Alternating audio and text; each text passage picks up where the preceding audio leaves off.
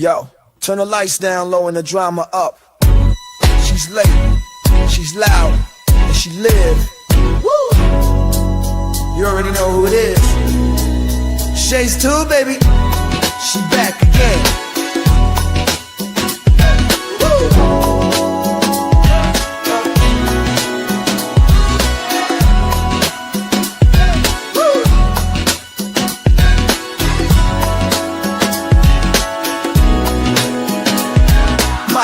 Crowd lit, vibe on 10. Shay walk in like we back again. News, tea, jokes and spins. She don't do small talk, she go in. From the headlines to the comment section. She call names with no correction. You tuned in, don't act brand new. It's late night, baby, she got that view. It's late night with Shay. She say what she want and laughs all day. Look on Shay's tube, press replay. You thought I lacked game, back again. It's late night with Shay.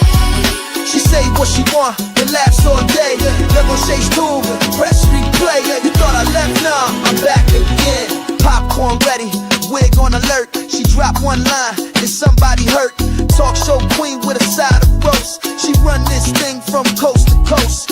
Late on purpose, still on time. She hit you with shade, then call it a rhyme. Talk smart, talk slick, talk flame. Say the name right here, late night with Shay. It's late night with Shay.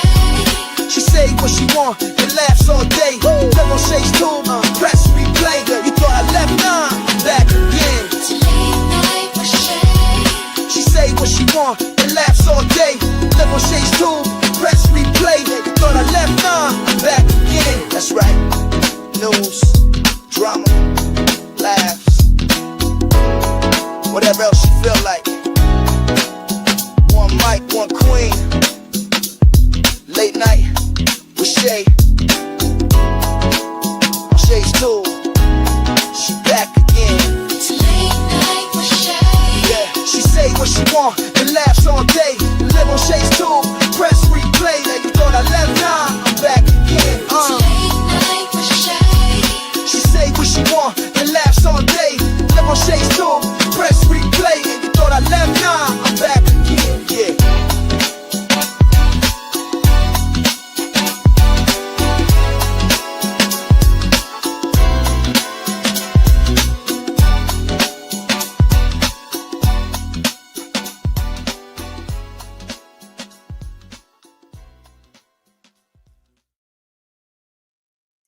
All right, guys. Happy and blessed Thursday night. Well, Thursday morning, Wednesday night, and welcome to Shay's Tube Late Night House Talk Time. Y'all, let's go ahead and do this copyright disclaimer. Under Section 107 of the Copyright Act of 1976, allowance is made for fair use for purposes such as criticism, comment, news reporting, teaching, scholarship, education, and research. That entire copyright disclaimer is in my description area, and part of it is scrolling across that screen right there.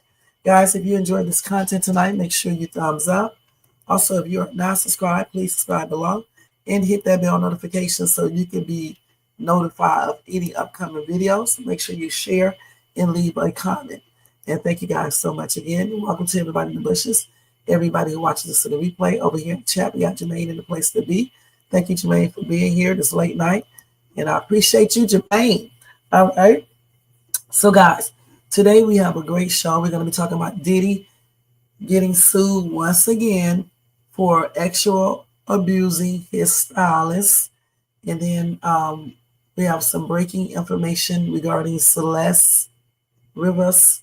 They claim she was not at David's concert. Okay. And then I got some breaking news about Tyler Robinson, his partner, and what else do we have? And we have a little breaking news in viral videos. All right, so go get you something to drink and relax in the seat bed or whatever. If you're at home, if you're at work, continue to watch me on the down low or either listen to me on the down low. All right, so let's go ahead and start off with this live. All right, first thing first, guys. Let's go ahead and talk about Diddy first. Let's do Diddy first tonight. Okay, Diddy. Let me turn some music on in the back too. Hold on. So Diddy, Let's turn this news on in the back.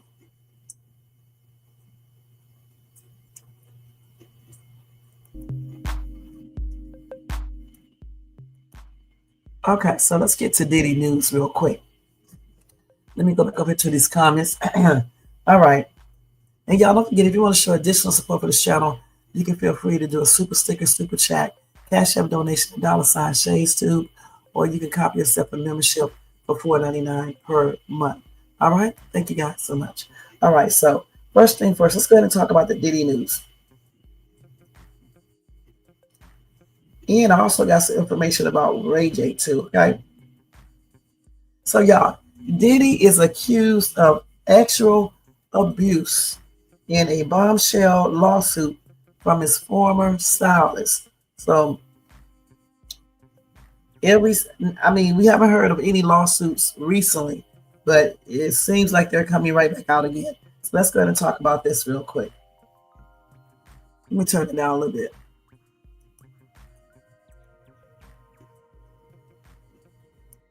Okay. So again, Diddy is facing another lawsuit, you guys, from his former stylist, Deontay Nash, who accused Sean Diddy Combs of sexual assault in a filing in Los Angeles yesterday. Now, Nash previously testified about his allegations in Diddy's high-profile criminal trial over the summer. Y'all remember? He alleges that Diddy actually abused him between 2008 and 2018 as he worked for him and his ex-girlfriend, Cassie Ventura. Nash also claims Diddy used his power and influence in the entertainment industry to pressure him into being quiet. He cited alleged instances of Diddy groping him, violently assaulting him, and more. So after enduring years of abuse, he said, I finally found the courage during the criminal trial, and I am now ready to take action. And he said that in a statement to Rolling Stone. Now, he also says Sean Combs has never taken accountability for the years of harm he inflicted on me and so many others. Today, I am free from the confinement his abuse imposed, and I have reclaimed my voice.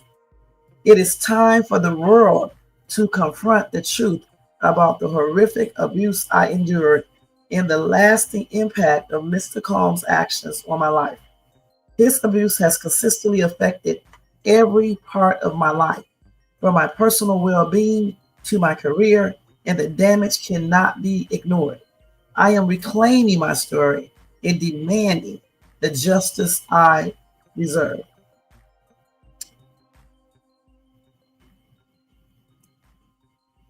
So, what do you guys have to say about that? Now, let's see this right here. So now they got a list of Sean Diddy Combs, hold on, character reference letters for his federal criminal sentencing. So let's see what all these people. A lot of people gave him a reference. His mom, Keisha Combs, Dallas Austin, Tiffany Brown, LaWanda Lane, Justin Combs, Chrissy Brown, Robert House, Norman E. Keith, Ebony Electra Ware, Marsha Irving, Karen Lindsay, Chance Combs, Delilah and Jesse Combs, Nicole Olivia, Derek Osorio, aka Chuck Moan, Kim Etheridge, Carla Lemus, Dana Train, Marlon Hatcher, Valerie Payton, Christian Combs, Juan Choi, Roger Romaine, Hademeyer, Leacock. Let's see what else. Damn, it goes on and on, huh? My gosh, let's see. A BOP Psychology Records, which is under seal. Judith Green, Trevin Jones, Claudine De Niro, Ariel Malone, Shay Omalambi, Carisha Brownlee, Christopher Hicks, Jeff Barrows, Robert Celestine, Terry Haskins,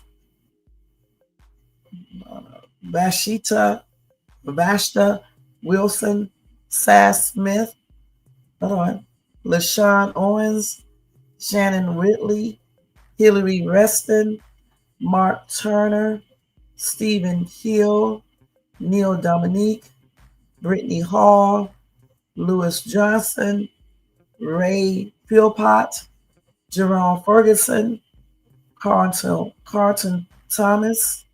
Is that the dude who used to sing film? Carl Thomas, Lucia Rodriguez, Desmond Ryan, Angela Alcantara, Marlon Grimes. My God, he got a lot of letters of reference.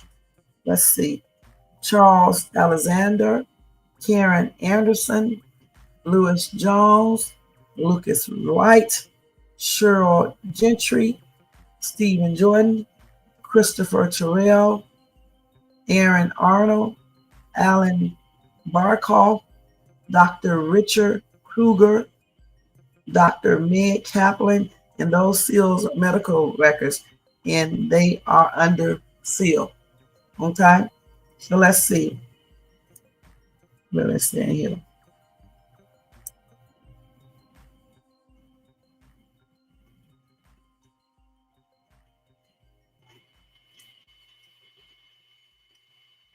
Okay, so all of these people gave letters of support, okay?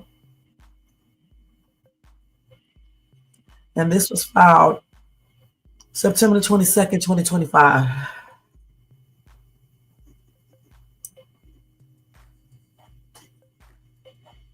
So this is all went to the judge, I'm guessing. It's 133 pages, all right? So let's see what they're, hold on, let's see this up.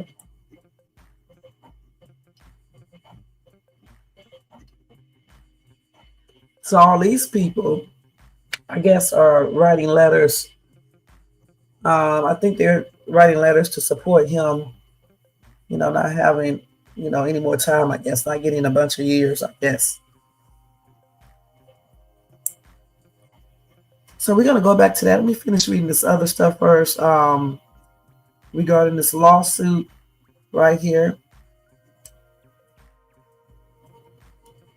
So that lawsuit, you guys, came after Diddy's legal team submitted a massive 182-page memo arguing for a more lenient sentence earlier this week. See, yeah, it contained a number of character letters from celebs like Young Miami and Stevie J, as well as members of the Combs family. So I guess those are the people who sent,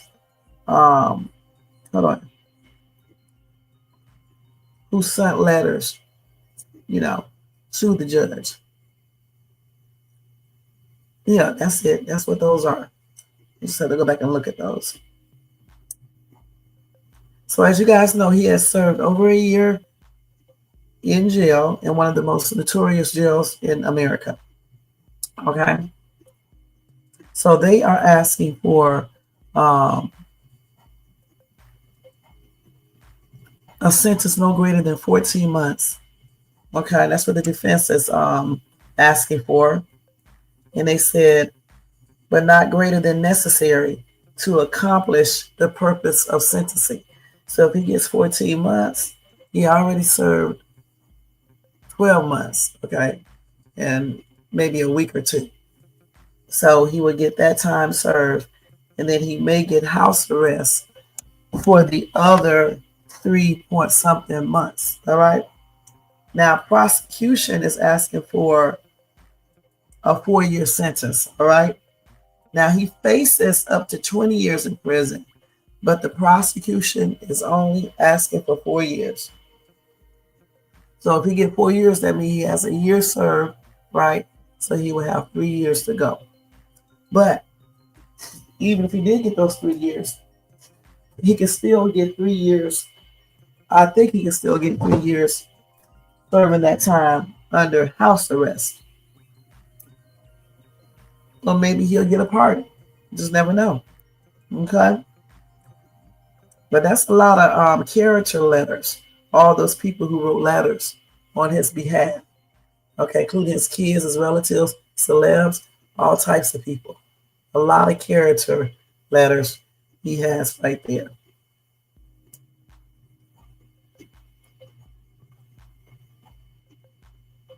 So, as far as this lawsuit, though, this man said he's now, after the criminal trial, he obtained the courage to go up to tell everybody his story and to take Sean Diddy Combs to court. Again, I'm trying to figure out why these people wait so long to file these lawsuits. It's just weird how they wait so long. Okay, I don't want to really say anything too much about this, but it's just, it's very strange how they wait so long to file a lawsuit. 10 years later, man, you mean to tell me you just not get enough courage now? But, maybe so. I don't know, because I'm not them. So it may take that person, it may have taken that person 10 years to get that courage, to build up that courage. Once they went to that criminal trial and he was up there, testifying, maybe that gave him the courage, like he said, to go ahead and do this lawsuit so he can let the world know his story and what Sean Diddy Combs allegedly did to him. It does not specify how much he's asking for or anything like that, so we don't know. But we will see how all of these lawsuits will play out. A couple of those lawsuits were dismissed, I believe, if I'm not mistaken. So we got to see. And hopefully he has, some type of evidence if he's telling the truth. Because, again, these people trips me out when they don't have no real evidence. Right. I don't know. I mean, it's crazy. You said, hold on, let me put this damn thing on silent. You said Diddy has been locked up. He could have filed this. I agree. Somebody says, so Diddy actually assaulted this man for 10 years and he never spoke up about it until now. Then out this trial, he wants to sue him. Just doesn't seem right to me. And I say the same thing. These people be waiting 20,000 years to file stuff when they could have filed it a long time ago. Somebody said, you are so right.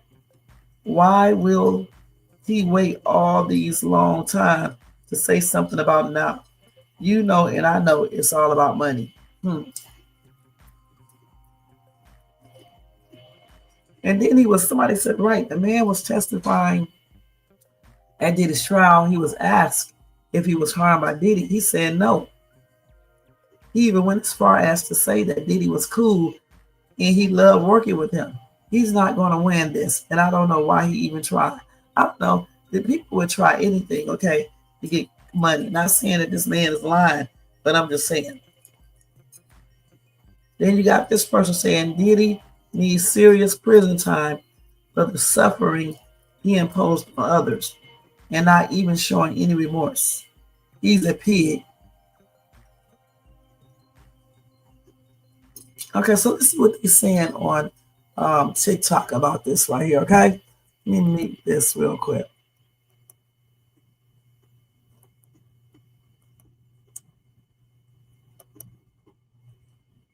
Oh, man.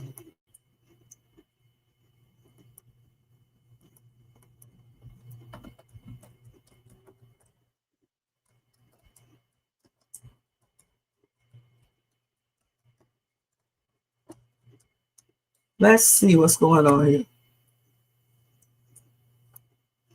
I said Diddy, not this girl.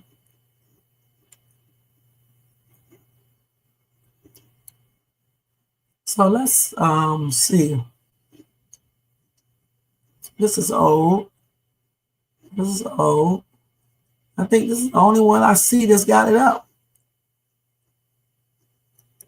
Janice, Auntie Janice and the wig are thriving. Do you understand? She is doing so well right now. We've got so much to update you. And right now, the wig has come to speak to let us know that the RICO lawsuit that she was mentioning has officially been dropped.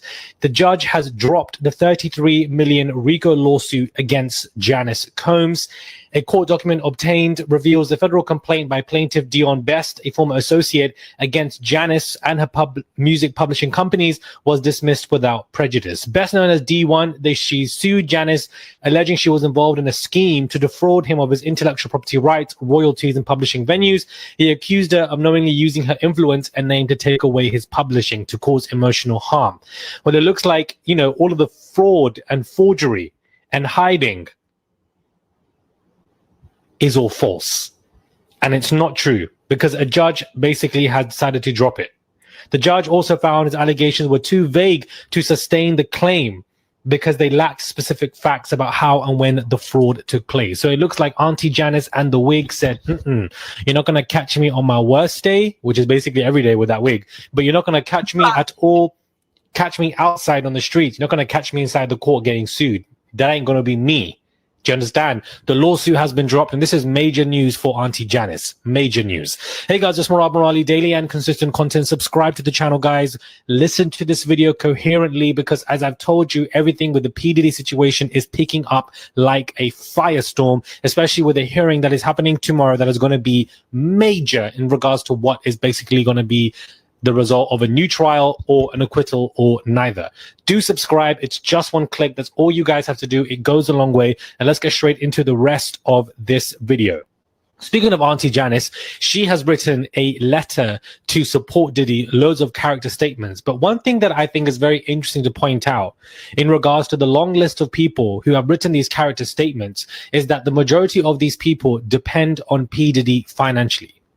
They are financially chained to this man advertently or inadvertently. And I think that the finance connection here is a huge influence as to why so many of these people have written these letters. The children, the elder sons, the wife, not the wife, the girlfriends here and there, the mother, even the brother, all of the family are writing stuff because they're basically fighting for his will. I need to say something right here. Good and damn well, they're not his family members, like his mom and his kids are not just writing on character letter just because they are fighting for his money. Okay, they love their daggone daddy.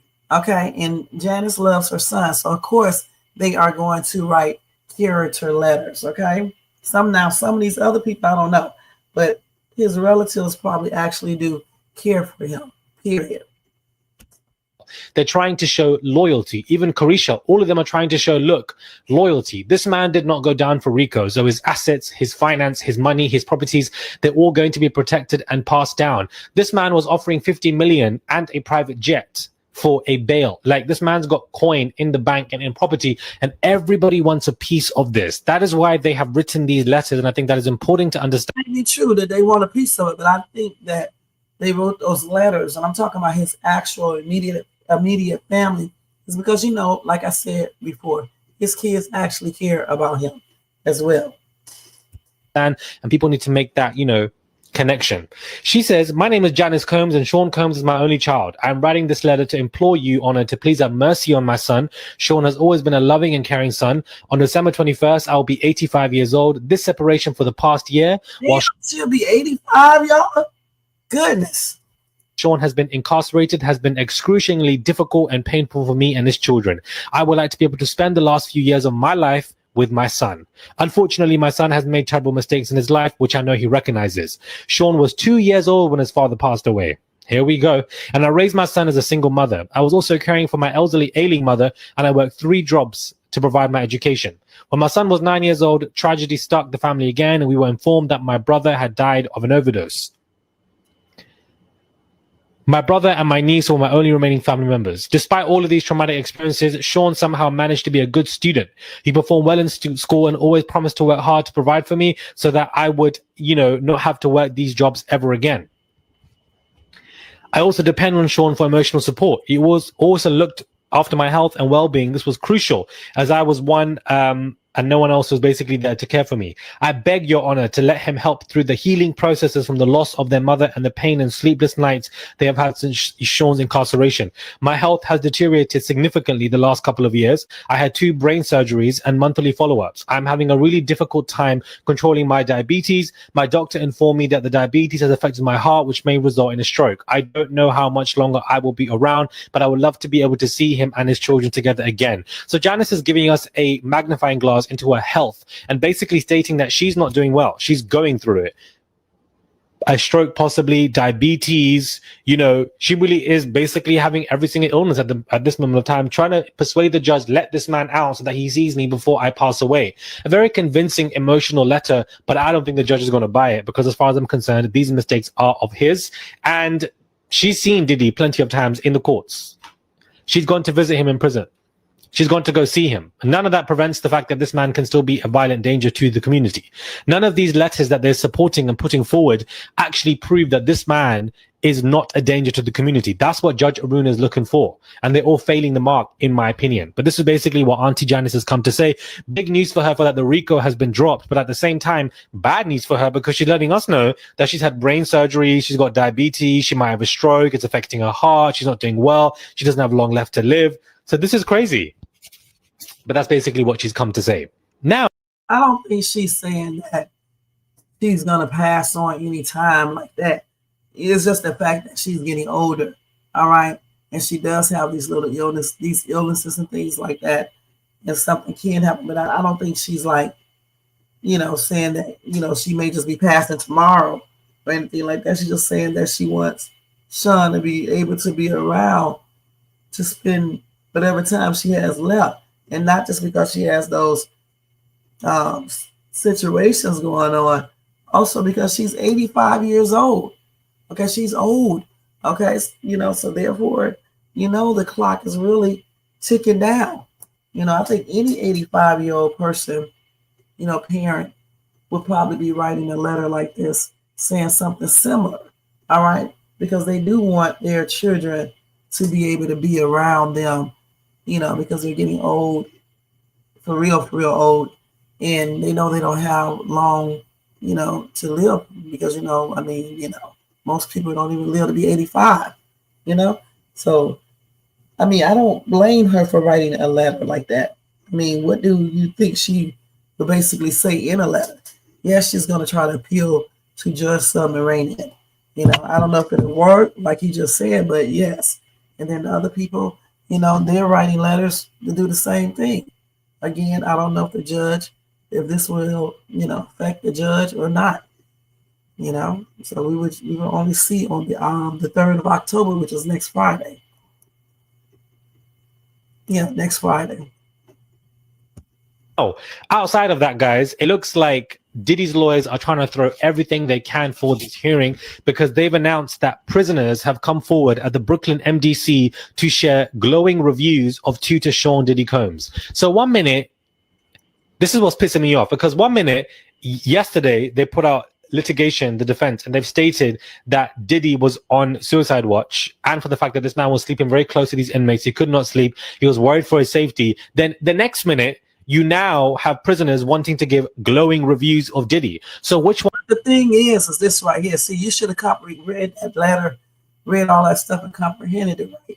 They didn't say like all the prisoners are messing with him. They said some, okay? Some prisoners. And they did not just say that Sean Diddy Combs is fearful for his life because people are threatening him. They said too that Sean Diddy Combs has seen a lot of violence in prison. Like in one circumstances, he was talking to his lawyers over the phone, and I think an inmate got into an altercation with another inmate, and they had to do like a lockdown. Okay, so he's just talking about the normal stuff that goes on basically in some jails. I mean, it's not really normal, but that's what happens in jail and stuff. You know, prison. People be fighting, all types of stuff. And yeah, people probably do threaten him. All right. I mean, this is to be expected. Some people are jealous of him and things like that. So he's talking about, his lawyer is talking about some of the daggone inmates. Not every single inmate in the daggone jail. Not every single one. Some of the inmates may be threatening him. Okay, but you do have some that like him. Remember when he won and he, was found not guilty, some of those inmates, the ones that like him, was clapping and everything. Okay, they gave him some ham applause or whatever the case is, applause. So what his lawyer is saying, he's not saying every single inmate. He just says some of these inmates, are posing safety risk for Sean Diddy Combs. And as far as the condition of the prison or jail, that's not going to change, okay? Because people wrote character letters and some of the inmates wrote these letters or whatever the case is. It's not going to change the fact that he said that his lawyer said that the conditions there are deplorable. They're still going to be deplorable, point blank, okay? One is it? Pick a side. This is what I mean by we, as people who are not even the judge, can poke holes in this case and their defense. Because what are you trying to say? 1 minute, there's, a lockdown going on. There's danger of the inmates and you can't sleep properly and you're on suicide watch. You have to register yourself every couple of hours because you're scared of what's going to happen. You're scared of the people around you. And then the next minute, these prisoners are coming forward to give you glowing reviews. That's it. Again, that only applies to some prisoners. He still probably is scared. A lot of people are in prison or jail and they be scared. But at the same time, you got some prisoners that are there, some inmates who are their friends. Okay, just like in the real world. You got some people who don't like you, some people who do like you. You may be scared of certain things, but some days you may not be. And I think it's just like that with Sean Diddy Combs, okay? Point blank. He does not have to pick a side because he's telling you guys what he's going through. The lies, because it doesn't make any sense. Oh no, it does. It does make sense. Okay, because again, you can have both things going on in jail or prison. You can have people who do not like you, people who do like you. At 1 minute, you can be scared, and then you may not be. The next minute, you may not be as scared, but you still may have some sort of fear there. You may not be like petrified, it just depends. Oh my God. He has showed us that it's the little adjustments to our everyday lives that add up to a big change, one prisoner said. Another one said, because of this class, I have a purpose, something to look forward to, because apparently Diddy's running classes now. He done turn into a whole... He's running a class, okay? A class, okay? Not classes, okay? He's running a class. I forgot what it is. They told us, and I told you guys the other day, I just don't remember what it is. So yeah, these inmates should be writing letters. Because if they are taking that class, okay, that Diddy started, and he's maybe teaching or whatever the case is, it may be benefiting them. Maybe it is giving them a purpose. How do we know it's not? If they like Diddy, they're going to write letters, all right? Teacher. He wants to be a whole lawyer. Mr. Combs' class is about setting up realistic goals and where we plan on how we are going to achieve and complete these goals on a weekly basis. My life testimonies are positive. Diddy teaches us about how chasing the easy money is the wrong way. Everybody was motivated for the lesson the class provided. In my case, particularly, it had very much impact. I'm so sorry. This is giving Wattpad, because what do you mean you've got prisoners come forward to let us know that Diddy is leading great classes? Since when is this man a teacher of influence about the wrongness that he's basically in the prison for? Can somebody make it? First of all, this man right here is very biased, and I really don't like it because he was proven not guilty for the serious offense, okay? As far as this P thing going on here under the Mann Act, we don't really know everything that transpired. We do think that he did certain things, but, if he has reformed himself, taking classes, he's sober, and he has never been sober before. Since when he said 20-some years, and he's making an improvement, why wouldn't he deserve the opportunity to not be incarcerated? Other people get the opportunity to get out. So why wouldn't he be allowed the same thing? Okay? Why wouldn't he be allowed the same advantages? You got people who done unalived people and did the most, maybe letting them out of prison, in jail, and things like that. Come on now. Makes sense, because we're not buying this. It just shows desperation in terms of measures, and I just find it to be insane. Mr. Combs has saved me and has an impact in my life in so many ways. I've seen. Why wouldn't he be trying to get out? Okay, why wouldn't he be trying to get out? He's going to definitely try every tactic that he can try. That's stupid to think that he wouldn't try every tactic. You know, if you were incarcerated, wouldn't you be trying every tactic that you can try to get out of jail or prison? Yeah, you would, unless something is wrong with you. Okay, you got people who are getting out of prisons and jails who have done way more. I mean, basically, they have unalived people.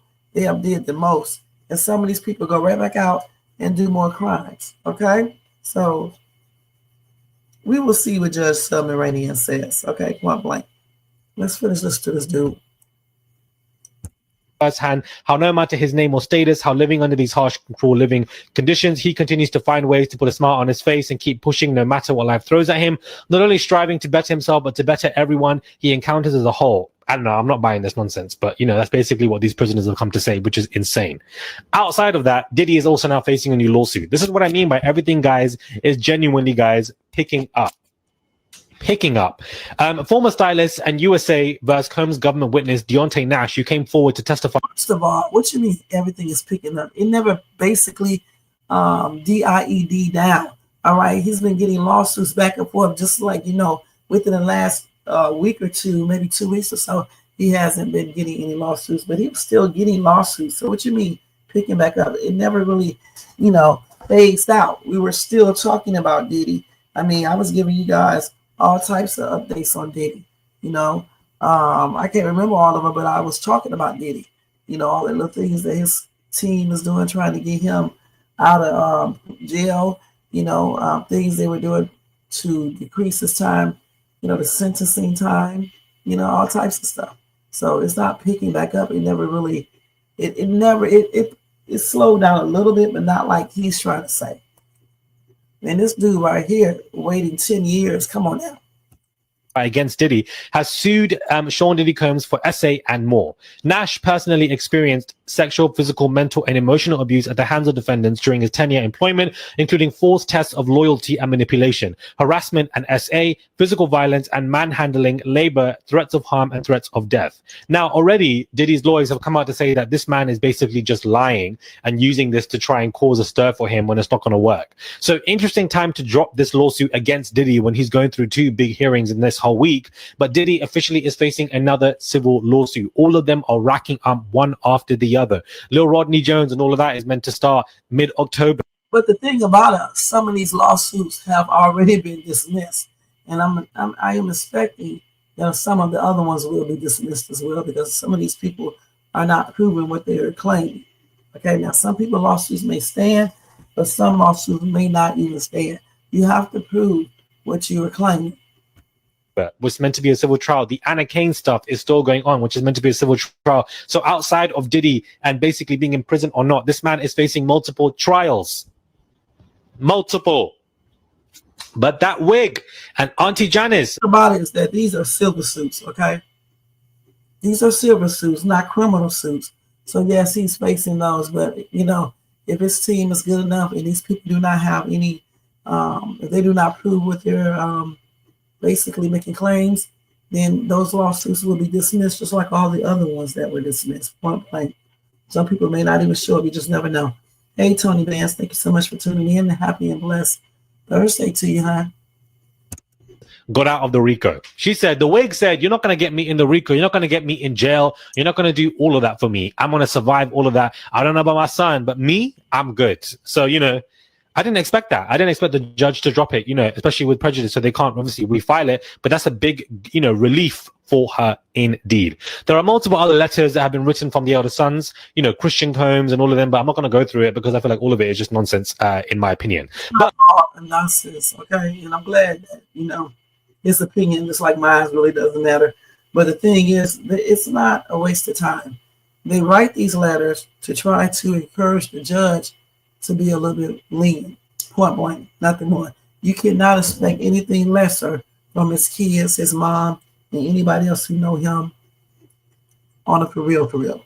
Okay, it's to be expected, and I'm pretty sure the judge is used to this type of stuff. So Judge Submarinian, he will hopefully, make the best decision, and be fair and things like that. Like I said, Diddy's team is asking for 14, no more than 14 months. Okay, so that would mean that he has already served a year in a week or so. So he would get time served for that. And then, the other 3.5 weeks or whatever the case is, maybe they will ask for house arrest. Now, the prosecution, like I said before, is asking for 4 years. Now, this is good because he could get 20 years, all right? Because that's what the charges sentencing maximum amount can be, point blank. So 4 years, in my opinion, is still good. He would get 1 year, which is time served.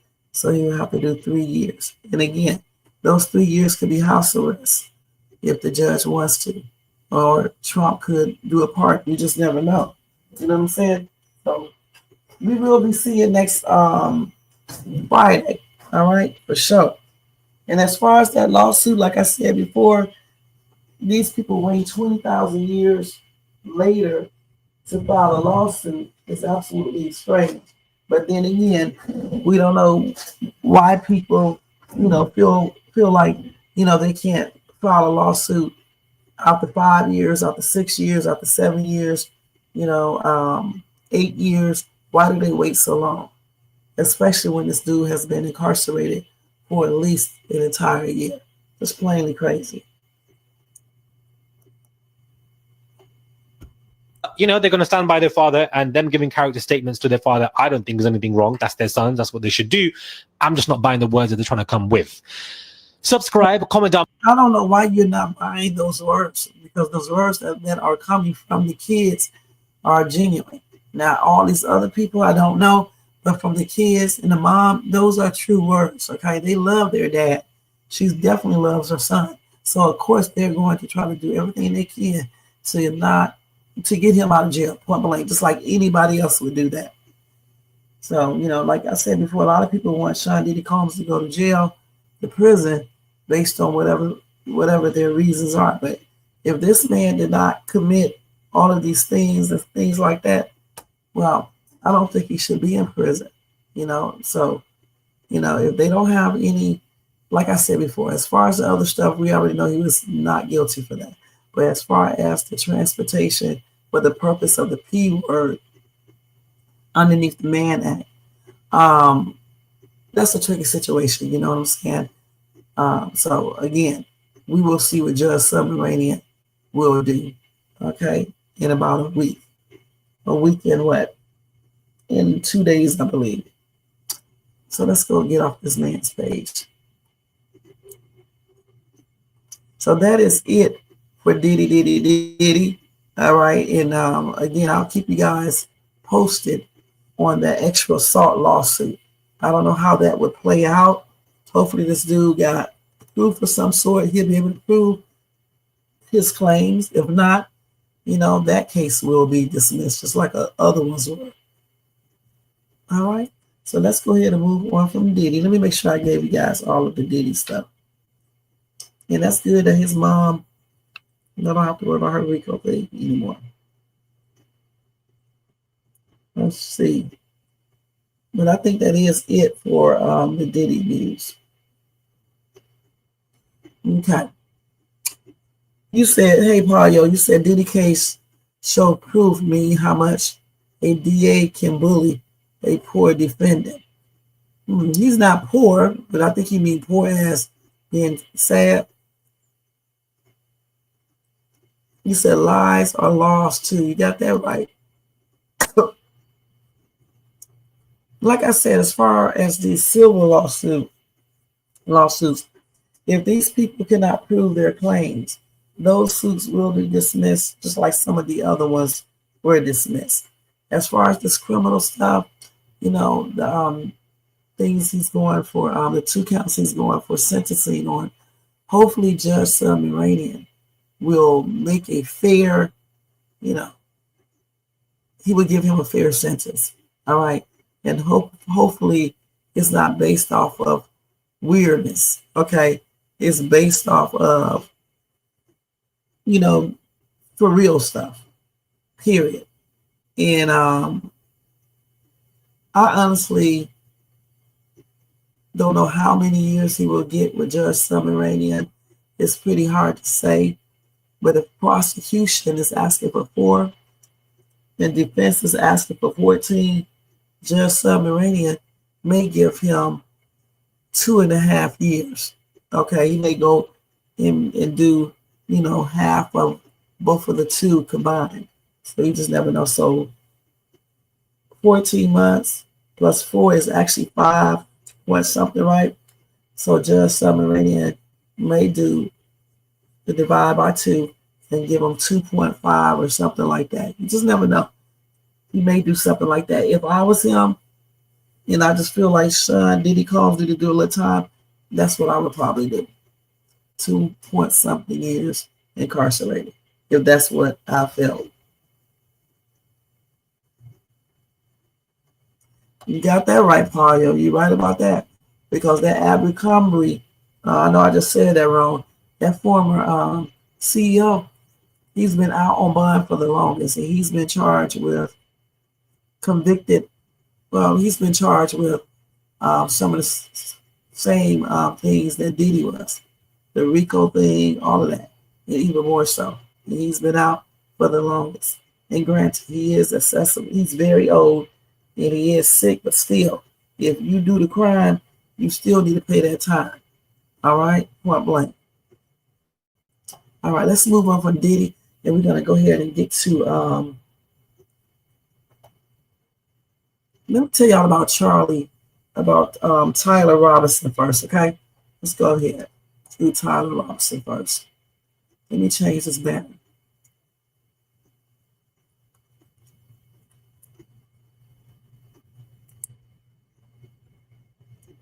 Actually, I don't have to change. I can do that.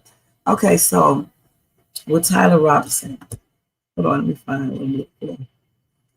And y'all know Tyler is the dude that assassinated Charlie Kirk, okay?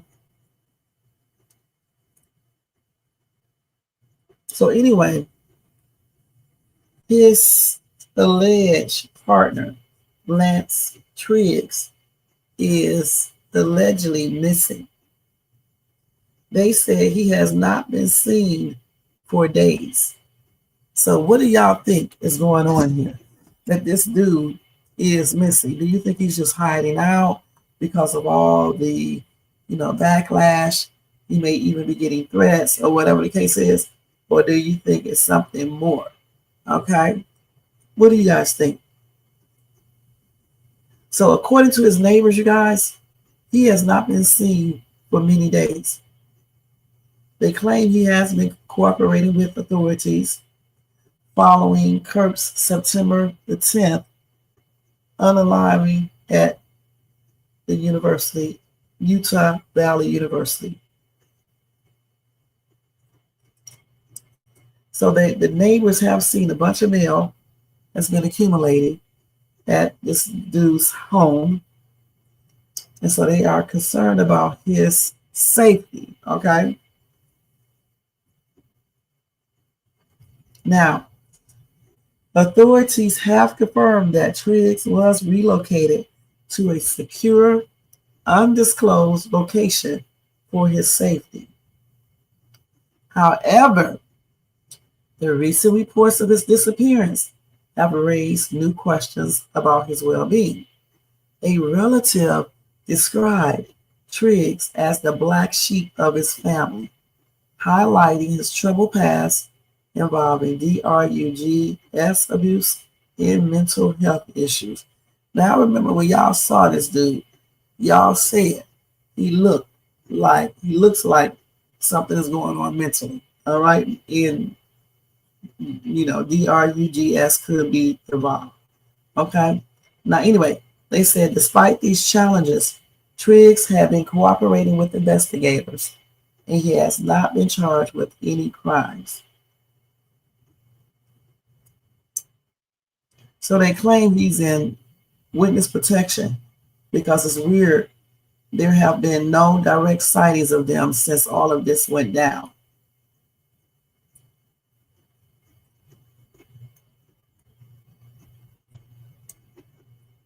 Now they say he is in protective custody. Why are they saying that local authorities continue to monitor the situation closely as the investigation continues?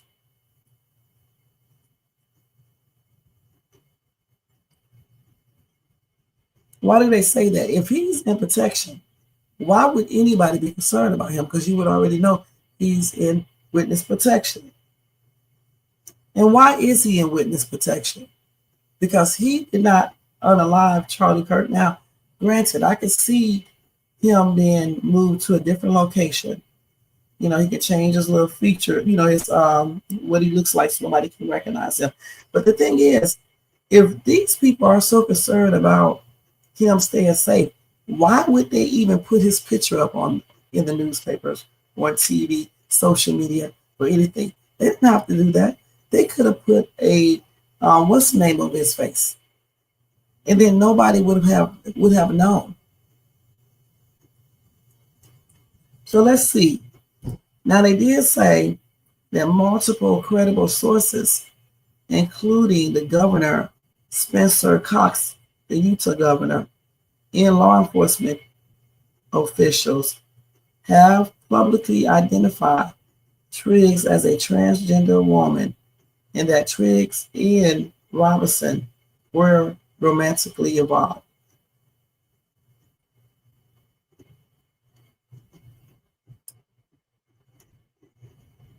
So again, they still say that Tyler Robinson reportedly confessed to the crimes to Triggs via text messages. And I did read those text messages, and some of the wording, some of my people were like, younger people don't use certain words like vehicle. Instead of saying car, he said the vehicle about a couple times, which is kind of weird for someone that young to say that. Okay.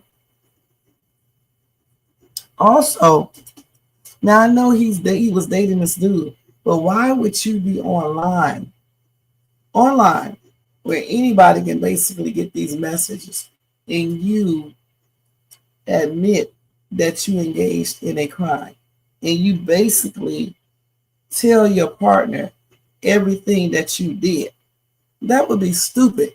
Why would you be speaking in text messaging when you could easily, those messages could easily be taken, or that partner could basically go and tell, which he did do that. Tyler Boo out hunting booty. That's why nobody sees him. You never know. You talking about, yeah, he sure is. I mean, he could be, but he's probably in witness protection. All the MAGA women look like trans. Something, yeah. So why people surprised Tyler took up with that dude? Okay. All right, Pario. So anyway, like I said, that dude, the boyfriend, volunteering, provided those messages to the FBI. Okay. It's kind of weird though. Honestly, this whole thing is weird. Because again, why would he tell this boyfriend every single thing he did in a text message when he could easily show that to the police or anybody? And how long did they know each other? And where did they meet at? Nobody has even asked these questions.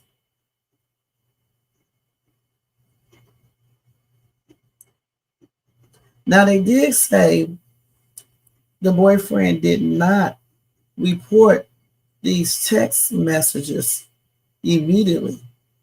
And they say it may raise ethical questions.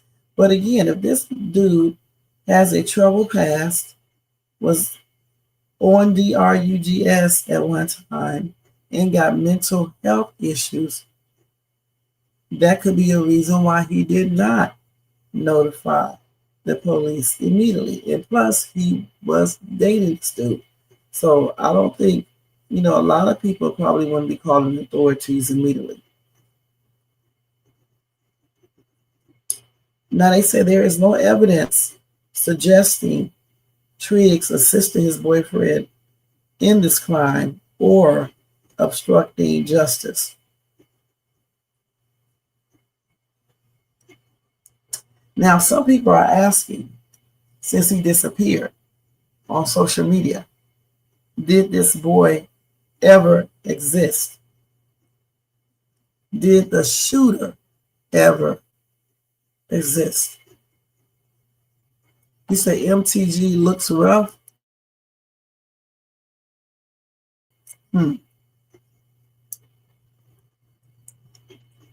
Now, this dude named John Cullen, he has some interesting things to say about the kind of capabilities by our intelligence agencies that should prompt the question, especially seeing how bizarre they are all acting. They can make up entire covers for operatives, from web pages to families, etc. Why not AI covers and pasties? Time for a proof of life on both of them. So he's saying that this boyfriend did not really exist. So he could be saying this man is made up, or either he could be an undercover type person that, what was I going to say? An undercover person. I'm trying to think.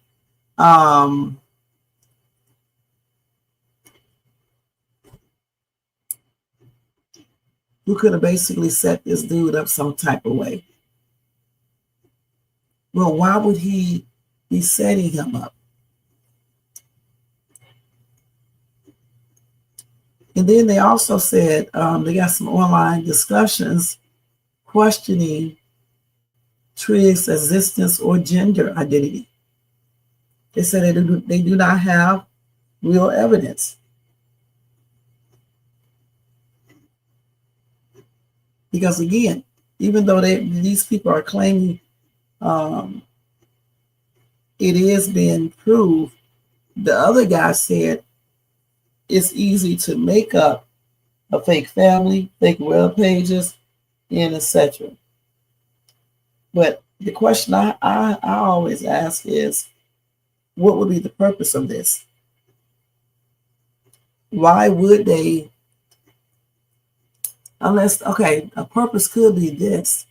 Okay, if they wanted to take a certain person out, then yes, they could put somebody in, have this person pretend to be interested in this person to encourage this person, to do certain things, to take a person out for them.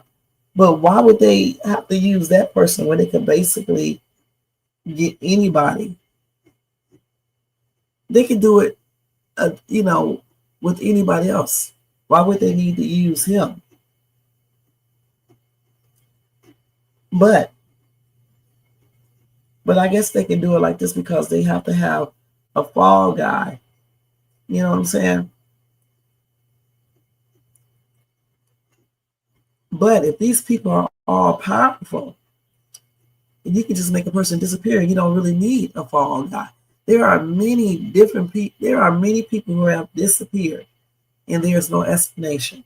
So if you're trying to get rid of someone, why do you have to have somebody go undercover, right, and trick them, and then encourage them to take somebody out so they can be, blamed for the crime? Why would you have to go through all of that? If you are this powerful organization, you can just take the person out. That person can really just become missing without any explanation. Why go through all of this? Anyway, let me read some of these comments. These other comments. Somebody said Triggs is involved. Why did he leave? Well, they just said he's under police witness protection. Somebody said he also got unalive threats. Yeah, they say he was moved to a protected location by authorities. And of course, the regular people are going to be trying to figure out what happened to this dude because they don't see him anymore.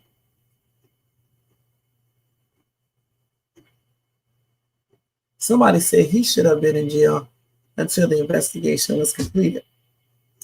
They just can't throw people in jail unless they have proof that this person was involved. Okay?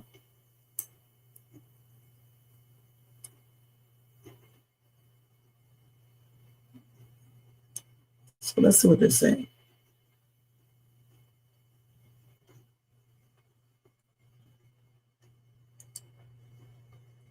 Somebody said those texts seemed like they were script. Okay? He was asking, what I don't like and what's suspicious to me is the way he was asking questions. You know, like he was interrogating this dude. All right? And Tyler was just giving out information. It's weird to me.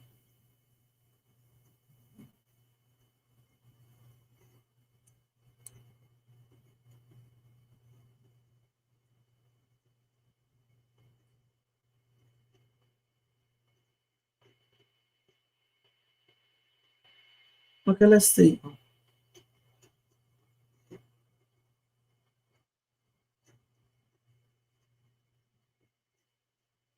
So they said the prosecution team wants him at trial. He is in protective custody to keep him safe until then. So what happens when the trial is over? Will they still keep him in protective custody? You said Tyler was young. He's stupid.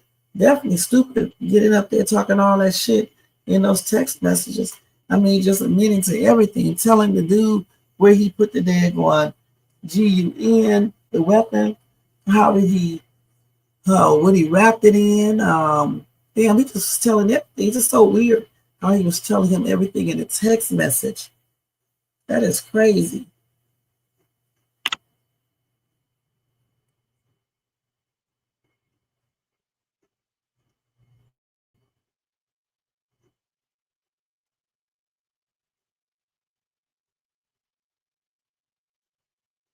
Somebody said maybe he never existed. We would never know. Now, it could be easy for him, though, because honestly, I don't even feel like they really had to put him in protective custody because you really don't know what this dude looked like. You're seeing him as a girl. So what if he just changed back into a dude? You wouldn't even know it was him.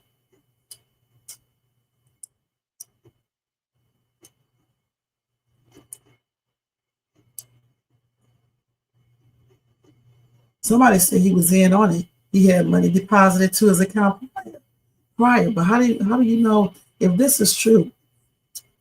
How do you know who deposited that money into his account? How do you know no one else was involved?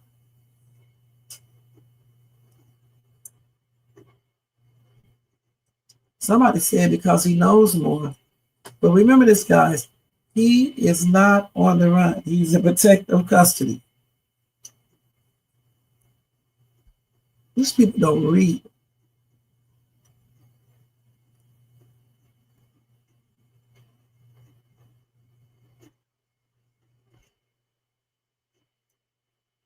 So clearly these people are not reading. So this dude is in protective custody, okay? Point blank. But we are still trying to figure out why did his alleged boyfriend, Tyler, confess so much in text messages? And what young person uses some of the terminology that he was using in those text messages? He said that's why, because he's young and stupid. But I don't give a crap how young and stupid you are. I'm not about to confess to no murders. All right? And you said, I am not about to confess to no murders. I don't give a crap to nobody, okay? Are you crazy? Not I wanted to do it. I'm not trying to go to jail. And then what if he tell? And then he told. He told everything, showed everything.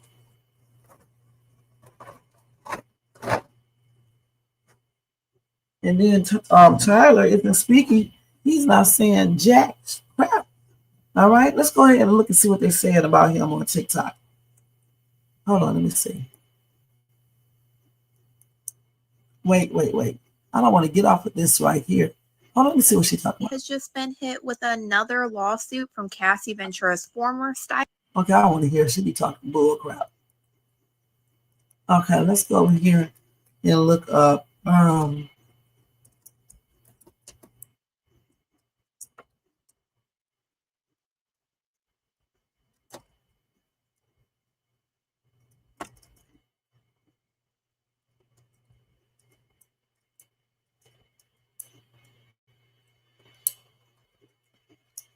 not type with crap.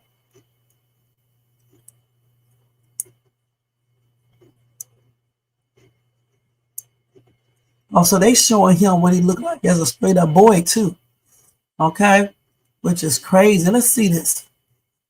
So this is him as a boy. Hold on, let me see this music. Yeah, that's him. So his family is Mormons. So that's him looking like a boy. So I guess he can't go back to being looking like a boy.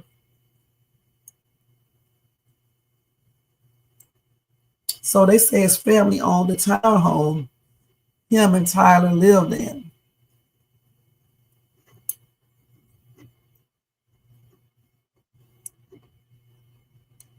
So that's him.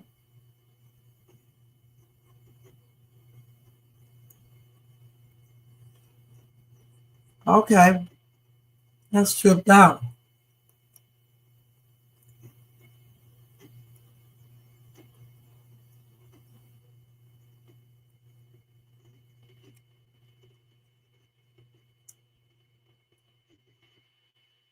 So now they tell us, see, these people just be saying anything. This boy is in what's the name, okay? In police custody. Is he on the run? No, he's not on the run.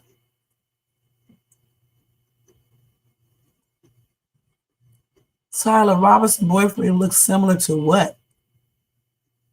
Let's see what these people talk about. Let's see what he's talking about. Hold on. Of the person himself, of the shooter, he said that there was still work to be done. And I thought that, okay, they found a screwdriver that had Tyler Robinson's DNA on it. They found Tyler Robinson's DNA on the black cloth that he used to wrap the rifle. But somehow, Kash Patel did not confirm. In fact, he said that there's nothing conclusive yet. No DNA in the rifle itself. Which, by the way, is one of the first things that you would check. When you fire a weapon, you would have some, gunpowder. But the question was this. The question that I got was this. Jesus, have you noticed that both Tyler Robinson and Lance Twiggs, his transgender, whatever, boyfriend, girlfriend, I don't know how to say this, they have pretty much the same structure, the bone structure, skull structure. They, from some distance, they could look pretty much the same. And I said, well, yes, they look pretty much the same. If I ask you, for example, I know that some of you have followed this case very closely. If I ask you which is which in this shots, maybe you will nail all four of them. Maybe you will not know who is this guy unless you see, of course, the name here. Okay, this is the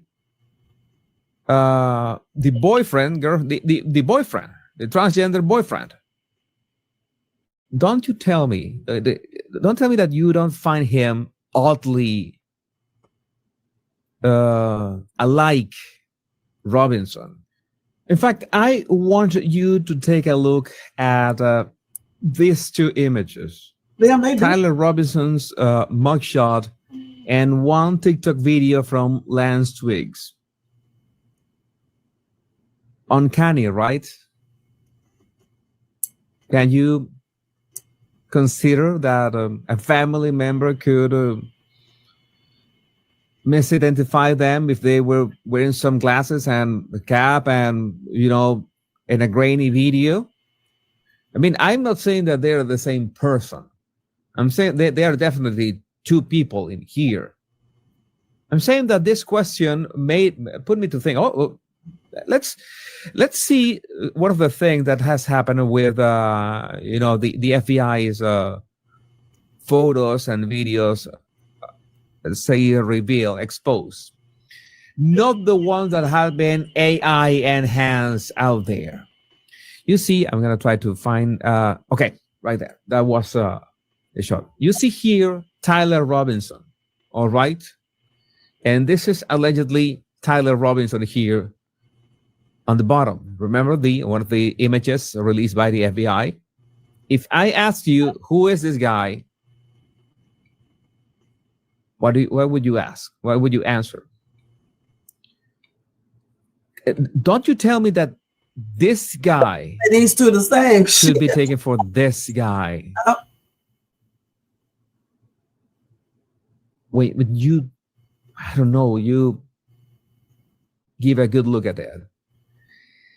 Even if we had shots and the FBI released all the shots and we were saying, why don't they just reveal the face?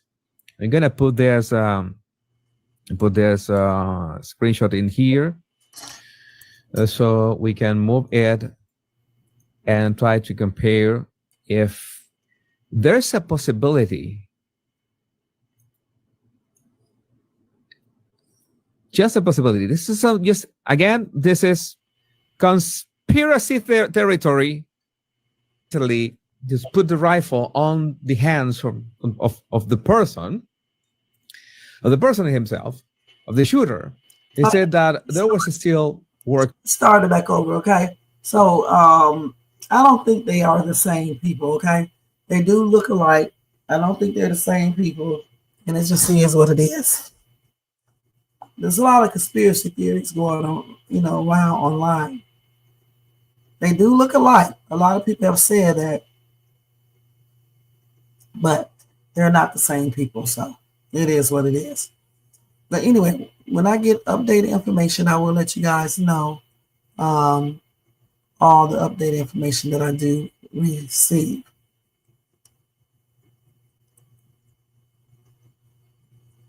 It's crazy. These are text. Let's look at these text messages real quick again on here. Let's see if we can refresh this and look at these text messages before we get up to this. Drop what you're doing. Wait, let me do this because these people talks too damn much. Let's see. Let's stop this right here. The roommate looked under the keyboard and found a note that stated, "I had the opportunity to take out Charlie Kirk, and I'm going to take it." Okay.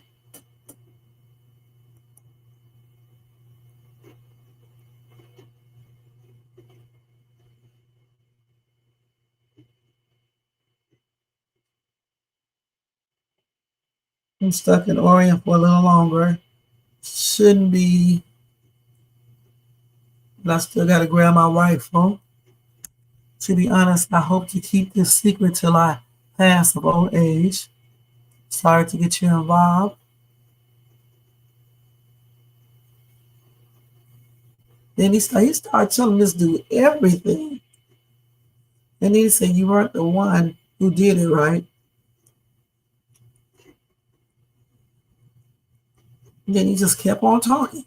I wish they wouldn't put this here. I don't know why this is there.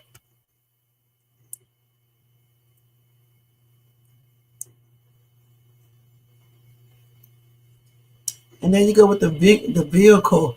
Wait, let me read this. He said, "On the side of town that got locked down, it's quiet, almost enough to get out. but there's one vehicle lingering.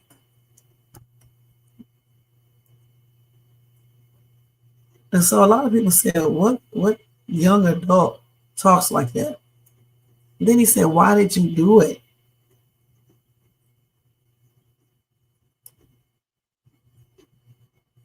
Hold on, let's go back. He moves too quick.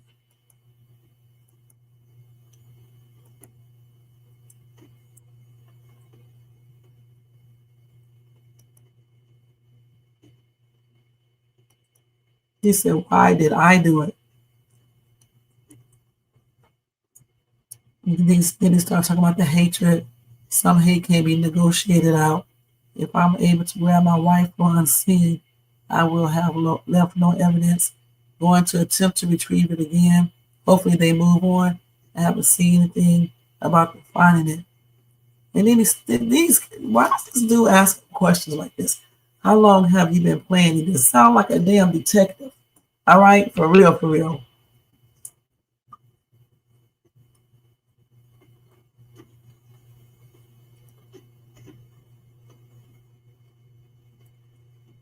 I mean, he's just telling everything. He wrapped it in a towel. He talked about the bullets, all that. I mean, either he's just plain stupid or what. You said Tyler got sick of Charlie. Tyler from Utah. Oh, okay, that's why he sound off for his age. Okay. Okay.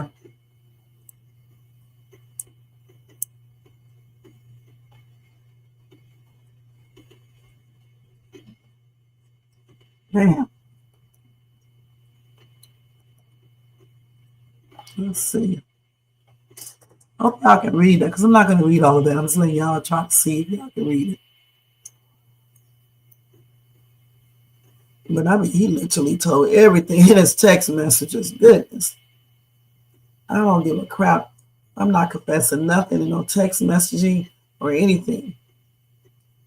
Damn, he could have called the police. You know, it almost sounds like the police had already notified him, right? And they're asking him to ask this dude questions to see if he actually did this. That's what it sounds like.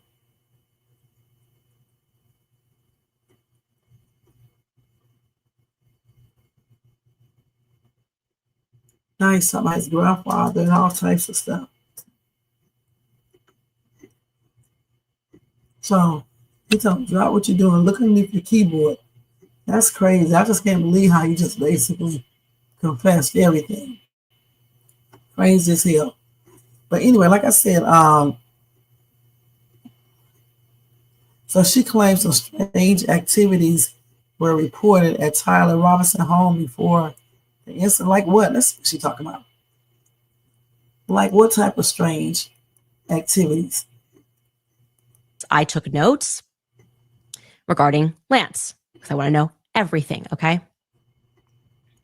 Lance, they told us, went to live with his relatives, so no longer in the house with his mother and father. Again, allegedly, his parents kicked him out junior year of high school because he was problematic. He just had issues.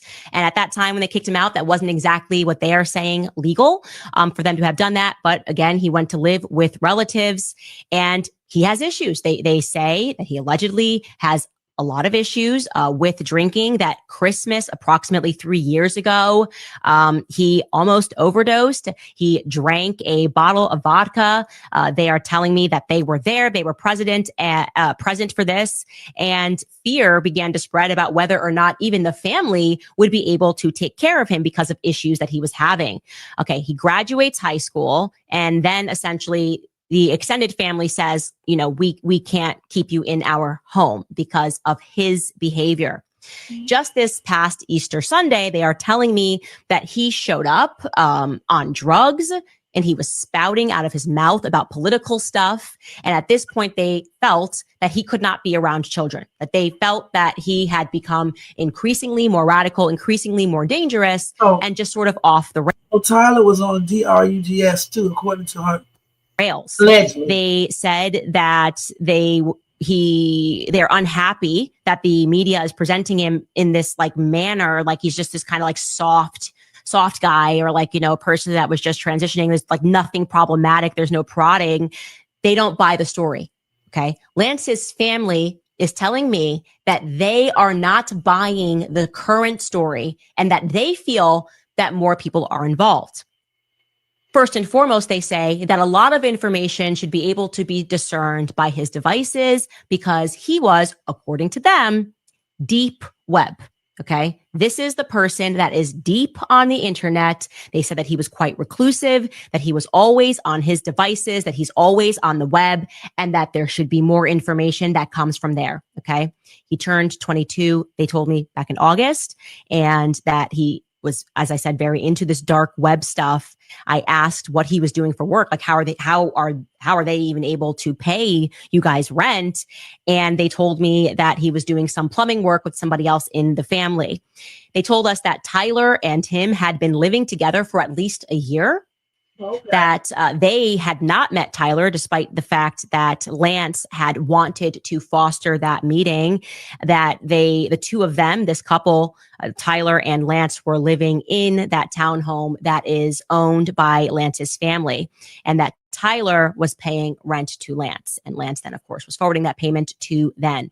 Now, I had asked them about another persistent rumor that is arriving in my inbox, which people are saying who live in the neighborhood, that they noticed some unusual traffic. And this individual family member said to me, yup, we are hearing the exact same thing, that they would prod that narrative further. But there was some unusual traffic, a lot of cars that were seen outside leading up to the shooting, in the days before the shooting or the week before this shooting. I'll straighten out that timeline for you and get real specific, because I will pin down when exactly this was happening.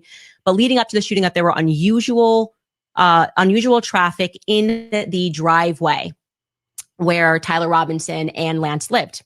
Cars that were not recognized in the neighborhood. This was not a couple that hosted people. It wasn't like they were expecting them to have parties. And so other people are saying that is something that struck them as odd. There was unusual traffic at this house in the weeks leading up to this shooting. And again, I will perfect that timeline of exactly when. And I have gone out to people for evidence of that. But there were apparently lots of different license plates, and it therefore caused a little neighborhood, kerfluffle, because other people were not able to park their cars because there were so many people that were at this house. Unusual traffic. Again, we are prodding that narrative. We are taking a look at everybody, because if I don't feel good about what we're hearing, okay, and Lance Twig's family doesn't feel good about what we're hearing, and we've got Decoy Boy, who's apparently involved in some deep internet stuff, I would say is a fair way to describe it. Decoy Boy, okay, George Zinn. There's more people involved. That's what I'm going to say to you guys. There is very clearly more people involved, okay? Okay, I'm going to pull this up because I took notes. That's why Charlie is not speaking. Okay? That's why he is not speaking, and they definitely look alike, but we know they're not the same people. Okay, but it's something else up with all this. And like I said, I will be keeping you guys abreast of the situation. We're going to move on right now. Tripped out situation. These weird ass cases. Okay. Now let's go ahead and move on to Celeste.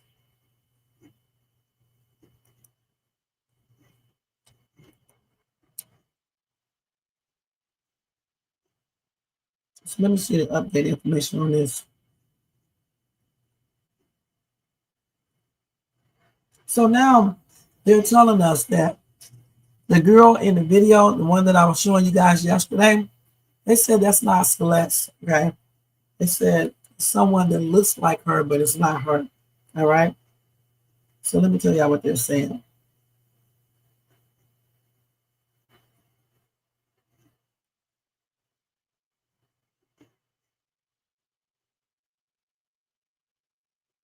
So that concert footage that I was showing you guys yesterday on social media, they said that it's not her.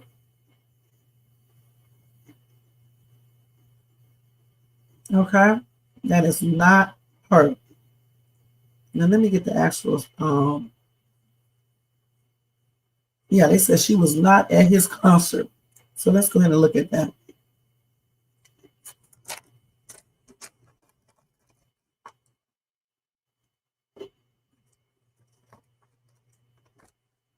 Let's see here.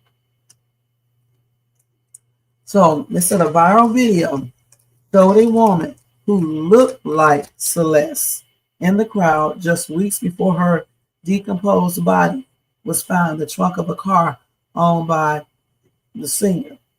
The video, filmed August the 23rd or the 24th, took place in Maryland and shows D4vd paying attention to a specific female in the audience.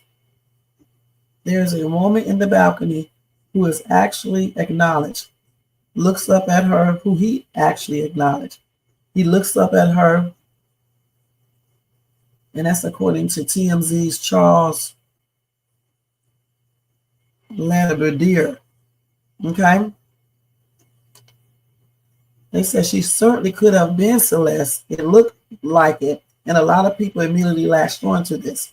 We have been told by a source who is connected to the case that it is not Celeste.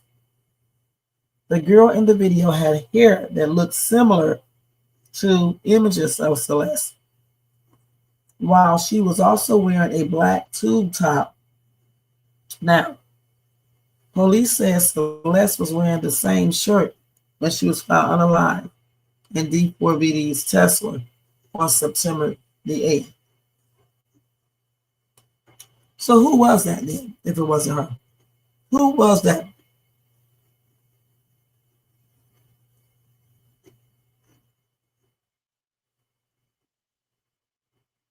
Who was that girl? Because they're telling us it wasn't her, but they're not telling us who is that girl.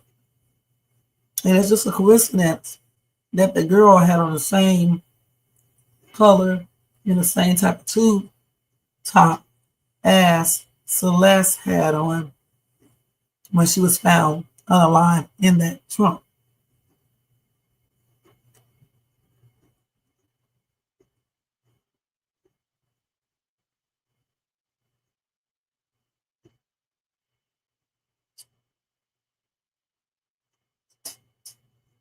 I don't like the way they be saying people are not who we think they are, but yet they don't tell us who the person is. And you know, we looked at that video and it certainly looked like that girl, but I don't know. You know, we don't know for sure. They claim, according to a source, that's not her.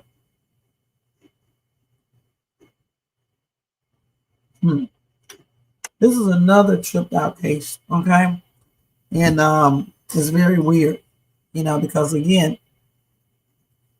I don't understand how, if he did it, how he would park the car down the street with the body in it and leave it abandoned. That's kind of stupid. Now, yesterday, some people were saying, and Jermaine was saying, maybe one of his girlfriends did it. Maybe the other Celeste got mad because they said somebody did say that she was jealous, allegedly.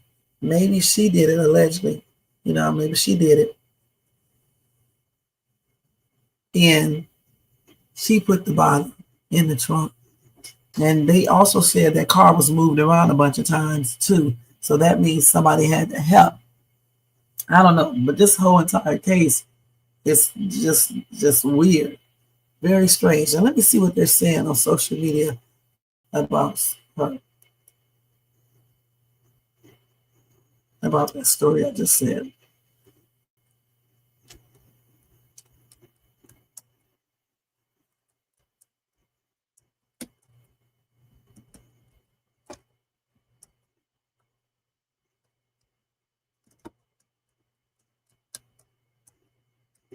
Let's see. So that looks like it, but they claim that it's not her.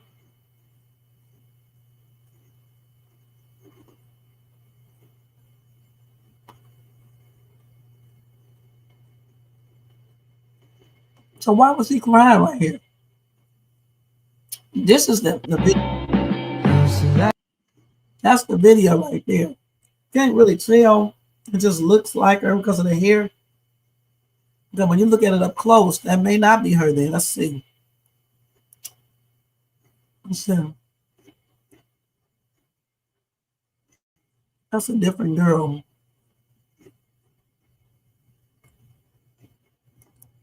Let's stop it right there. This damn thing switched so quick. Let's stop right. This damn thing. Let's see. Yeah, yeah, you see right there, it doesn't look like her.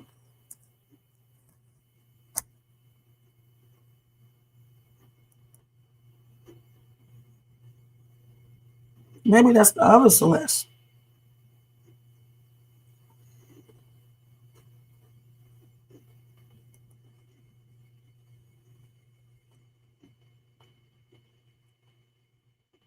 They say this is not the other Celeste either.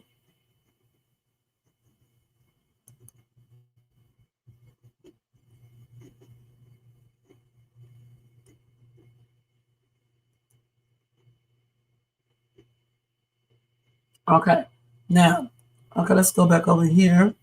So they debunked that. Yeah, that's what they're talking about.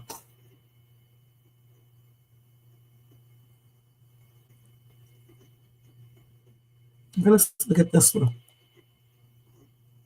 The girl in the pictures and videos from David's concert in Silver Springs that everyone speculated was Celeste is not Celeste, according to a source connected to the case. They initially made an article also speculating that it could be Celeste, but they updated it an hour ago saying that according to their source, it's not Celeste. I'm going to go through everything we know so far as fact from credible sources and what we don't know so far. But before I do that, there are a lot of people that seem to be upset that TMZ is saying this.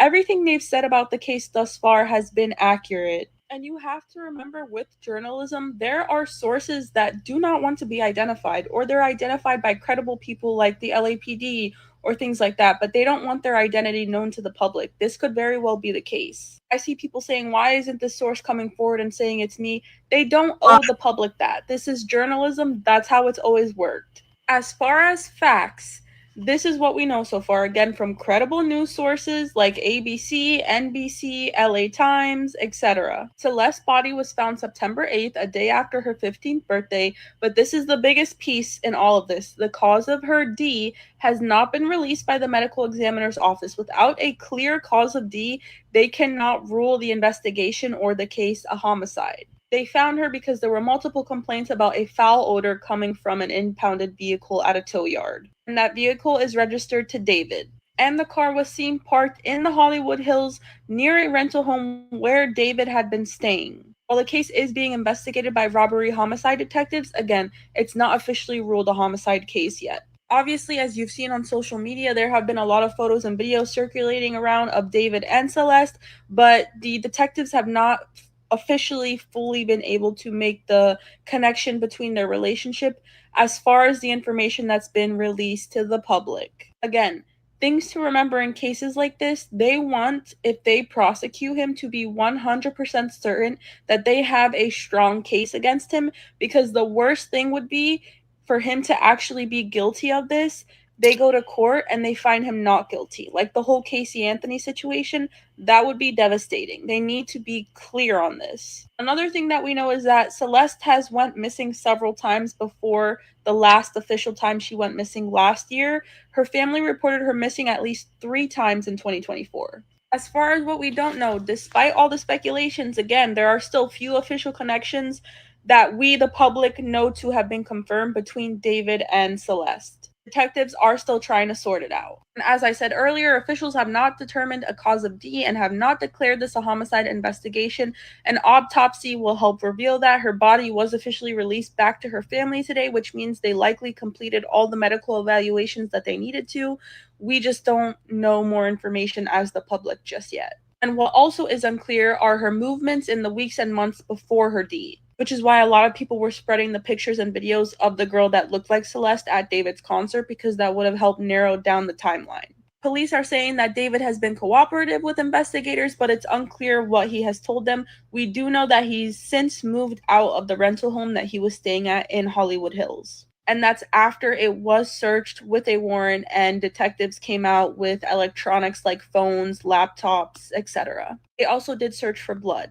The LAPD chief said he couldn't say much about the ongoing investigation, but they have a lot of resources dedicated to bringing it to a conclusion, but to go beyond what's already been made public would be inappropriate at this time. And as for the speculations about the relationship between David and Celeste, he said, whenever you investigate a homicide, the detectives look at all of the associated issues as well. In this case, that's something that they would be looking at. And we see a lot of use of the word homicide. They're trying to prove whether it is or isn't. That's why we see homicide detectives speaking on this. But to reiterate, they do not have enough evidence to definitively state that she was M-worded. If investigators are able to determine the cause of D and conclude that it was a homicide, the authorities could then begin identifying suspects. As of now, however, they can't name a suspect in a crime that they aren't even sure occurred by evidence, not by speculation, by pure evidence. I hope that helps make things a little clearer for some people. And again, since I have been talking about it, I feel responsible to clear up any potential misinformation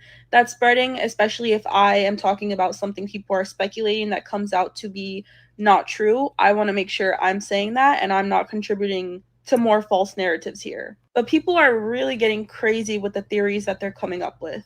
TMZ is now saying that the girl in the pictures and videos from David's concert in Silver Springs that everyone speculated was Celeste is. So again, I don't know for sure if that's the girl or not, because we really can't see 100% clear picture. When I did see the other picture, it did not look like her, but you know, people do change up in their looks. So until I can see a really clear picture, I don't know what to say.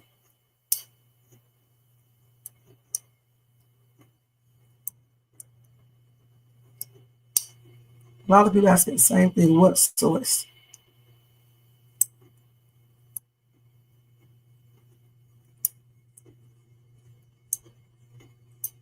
Somebody said that is her. Okay. And we know it's two Celeste. One that's the 13-year-old with Aggie. She was now would have been 15, and a 23-year-old.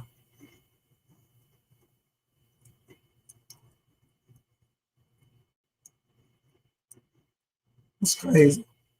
They said they are lying. The reasons why, I don't know. They said if it wasn't Celeste, can the girl who was there come out? I don't seem like she would come out and say it's not her. I mean, it was her at the at the concert. Okay. So y'all tell me what y'all think about this in the comment section. As I get more updates, I will let you guys know. Also, as far as him, let's see if I got any more information. Did y'all know this boy was making a lot of money because he had like a lucrative record deal?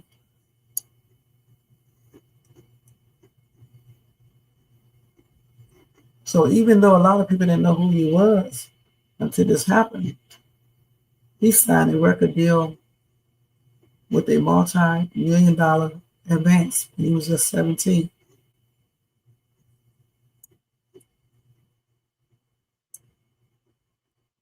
He signed with Dark Room and Interscope Records when he was 17.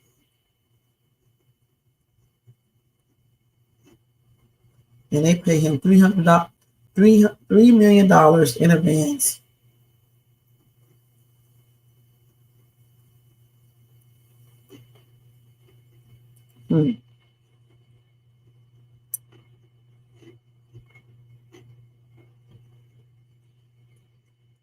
So that house he was living in was $20,000 a month rent.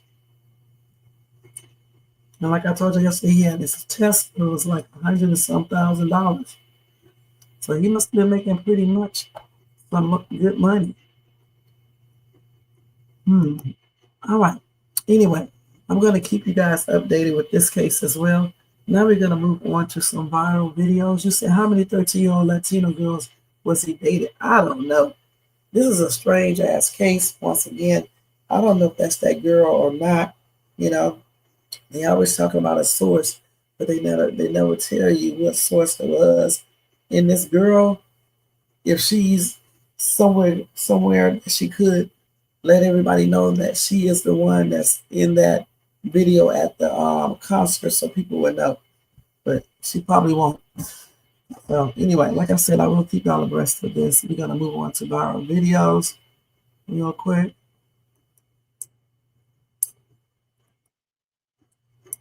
I know one thing, this is a tripped out sad case. For real, for real.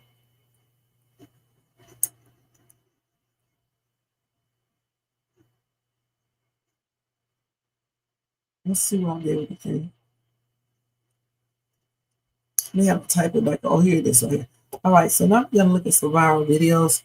It is 12:51, so we'll probably look at like 4 or 5 of them, and then we'll do a couple breaking news, and then that will be it. And Shay's thoughts.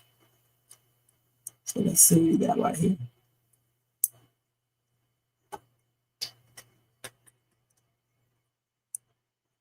I got to wait until it loads up.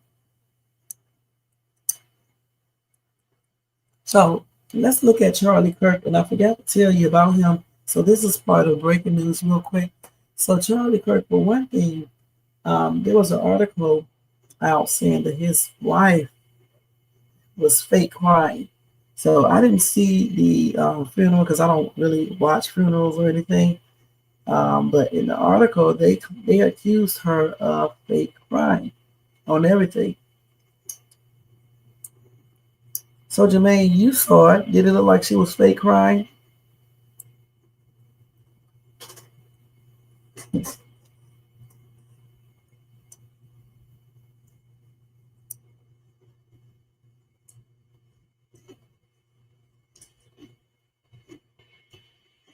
Let's see where I get that article at.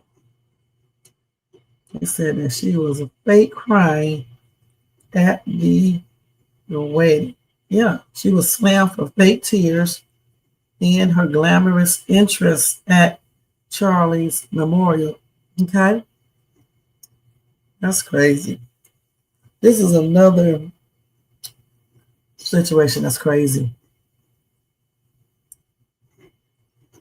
They didn't hook me up with the wrong damn article. This damn phone be tripping.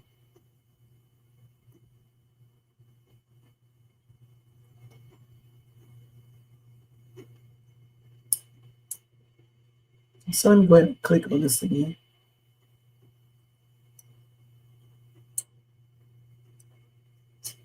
Why come that? So they must have took that article down because I don't see it now. It's not coming open.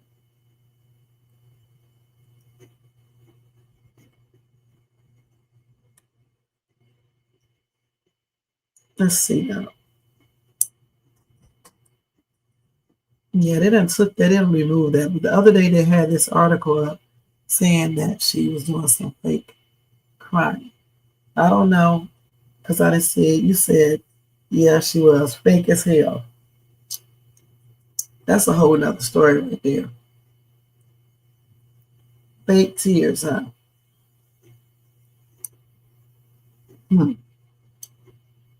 Let's see if I can open it one more time. Now, why did they remove it?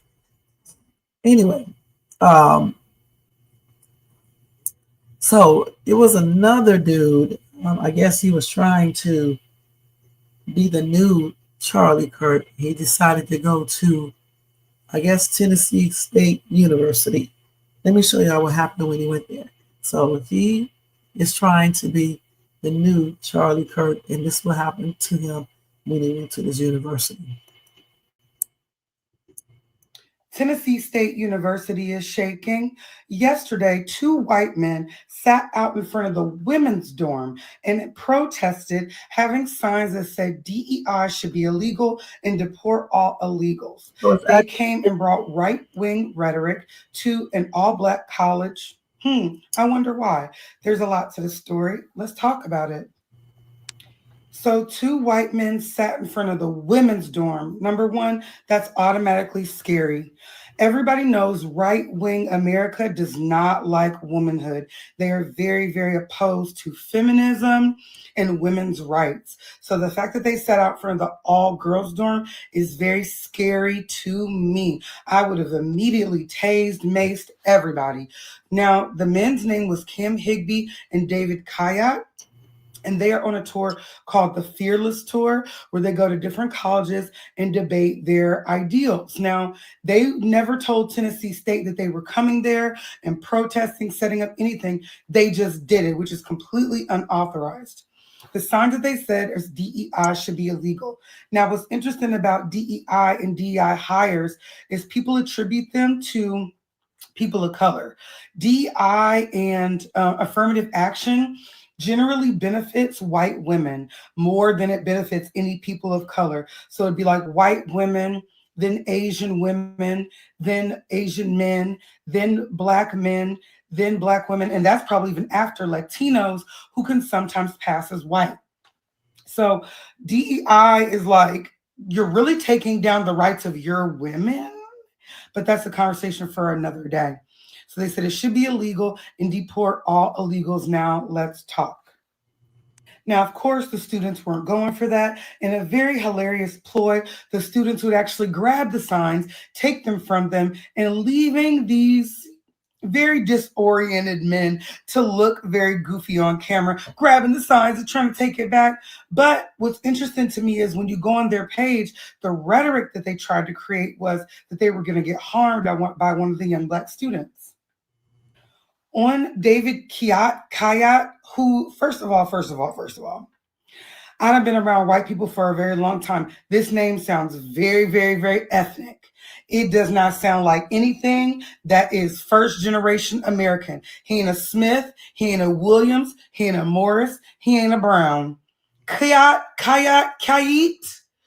That sounds like something foreign and white, whose parents just probably tried to assimilate to whiteness. But baby, the illegal immigrants that brought you over here made sure your last name stayed Kayat, whatever.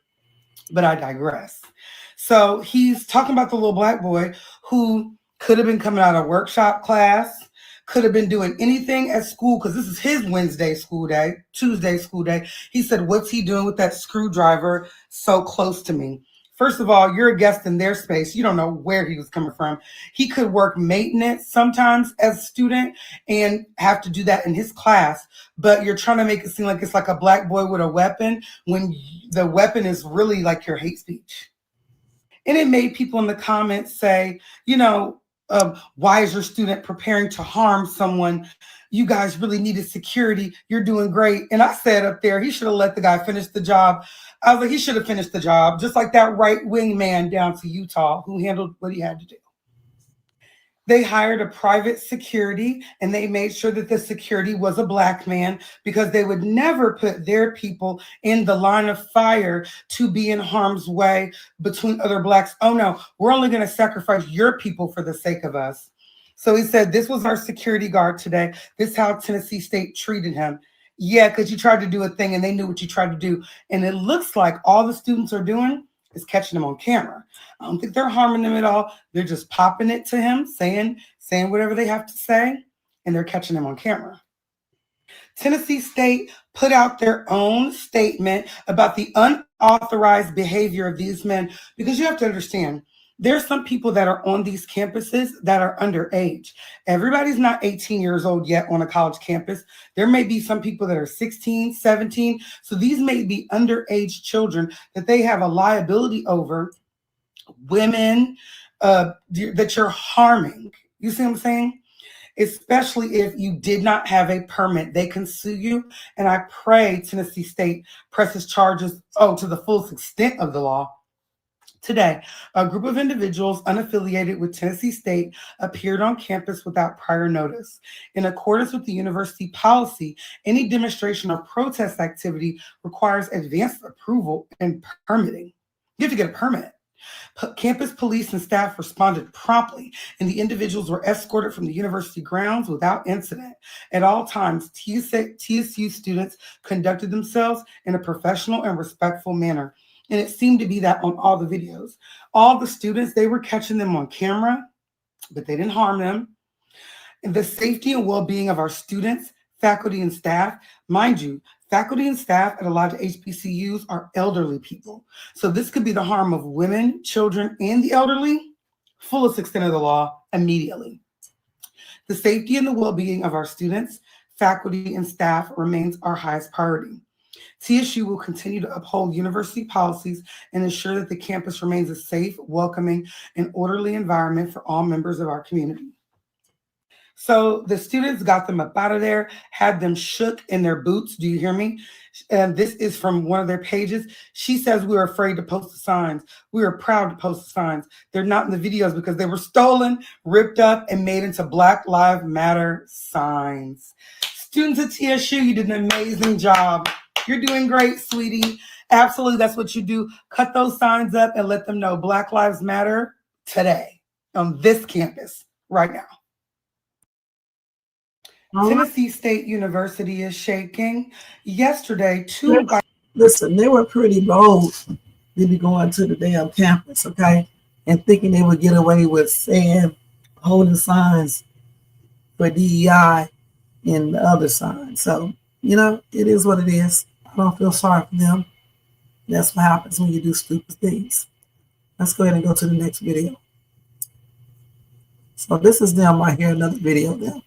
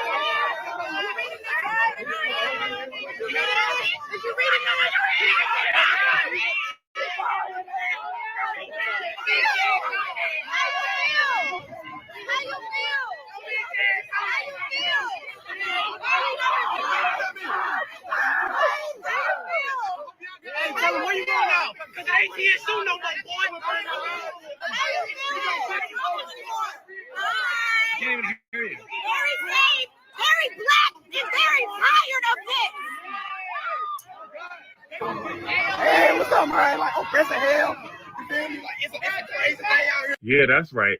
Packed up and packed out. Mega supporters invaded our HBCU. On over here?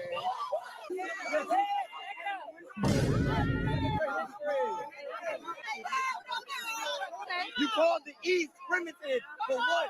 We created y'all knowledge. We created y'all science. We created y'all math. Y'all didn't do shit besides steal. Y'all didn't do anything. Now, this is the kind of energy that I like to see, because you're showing up to an HBCU campus unprovoked for absolutely no reason but to antagonize Black people. And here's the thing. The antagonistic behavior towards Black people has continued to increase since Charlie Kirk's death. Whole time, Black people had nothing to do with it.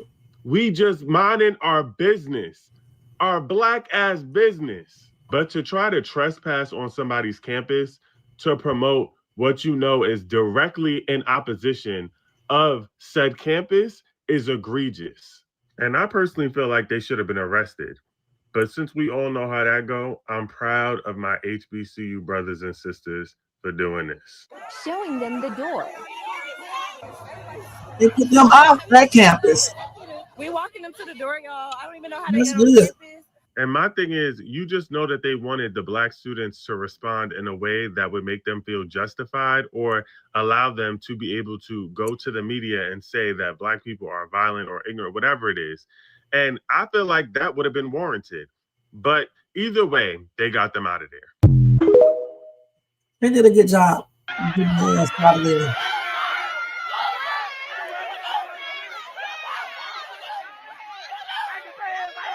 They got a whole lot of nerve to come to that campus and talk about some racist stuff, some bull crap.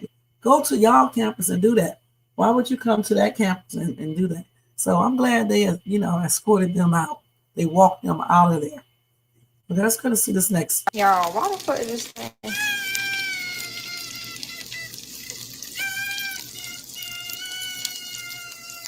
For real though.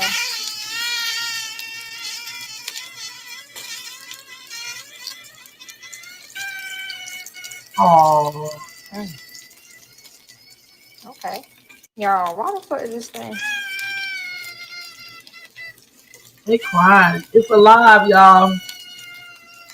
For real though. Crying. It's alive, y'all. Goodness.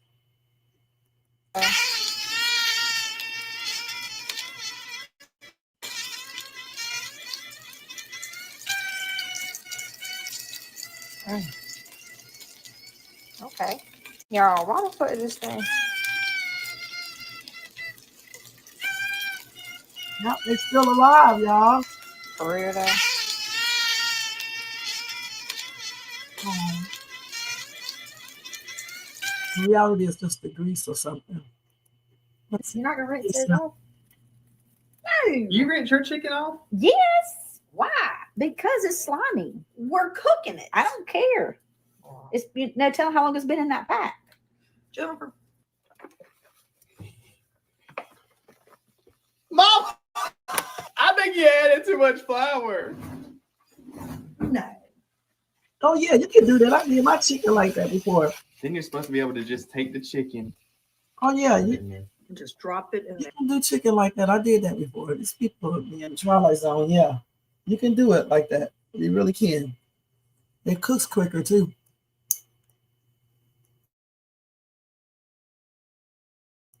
It'll flour itself and fry itself all in the same pot. Okay. If it comes out right, you got me sold. Really? Yeah, but we're gonna see. Okay. Because I wouldn't believe it. It's gonna come out fried. Let's see what's going on in here. Oh. Hold on. We just got to brown it. It's breaded. It did bread. Now, how does that chicken know how to bread itself? Is what I want to know. Did you see how that bread jumped on that chicken? It jumped on there. Oh, they're browning, and they look like they got more bread on them. How they get more breaded? I see it.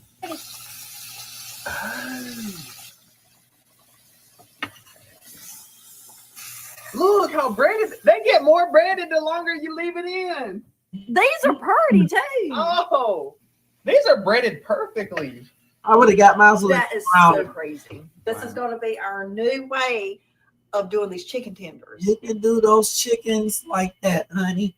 Okay, that's the way I did it because the grease don't pop up on you when you put it in a deeper pot and stuff.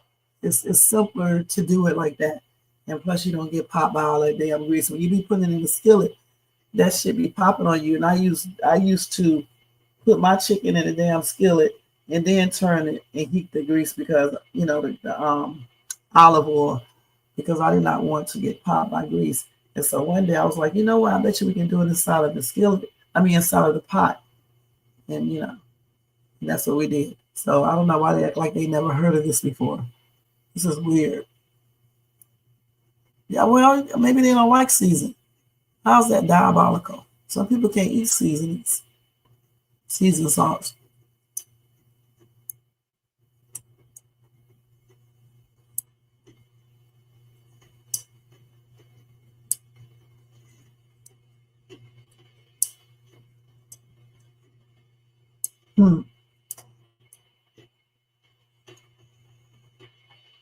She laughing about that, right? Because people, you can put it in a big ass pot and fry the chicken like that, and it will bread itself and everything.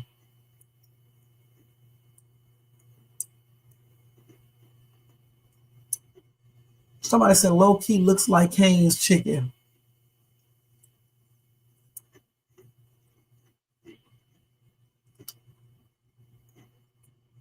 And they said try seasoning. Okay, let's go ahead and move right on. All right, Jennifer. It is what it is. Let's watch this one. No.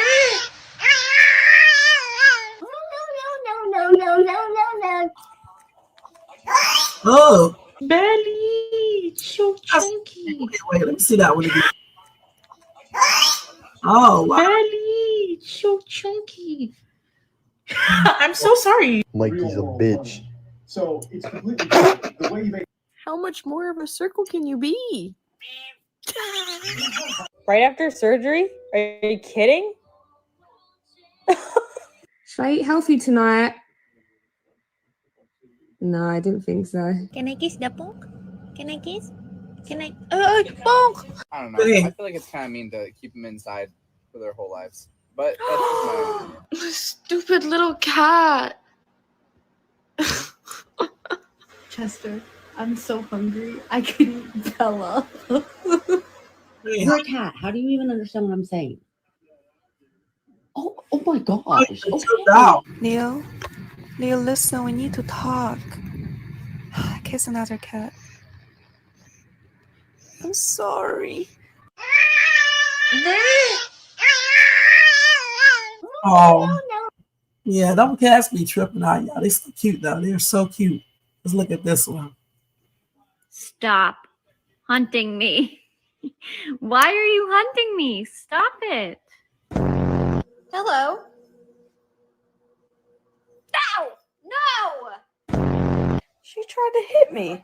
If I wouldn't have moved, she would have hit me. Oh.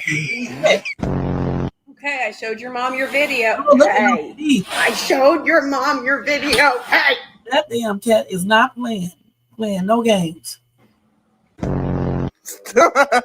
Please. No. Stop, you're scaring me. You're scaring me. Happy birthday! Oh my goodness. Macaroni turns 1. Oh. Make good choices! Stop, Redman. Quit. Stop. Ow! Stop. Mac? Ah! That's out. And I fucking knew it! Ah! Stop hunting me. Why are you hunting me? Stop it. Hello. That noise is annoying. Okay. Okay, let's go ahead and watch this.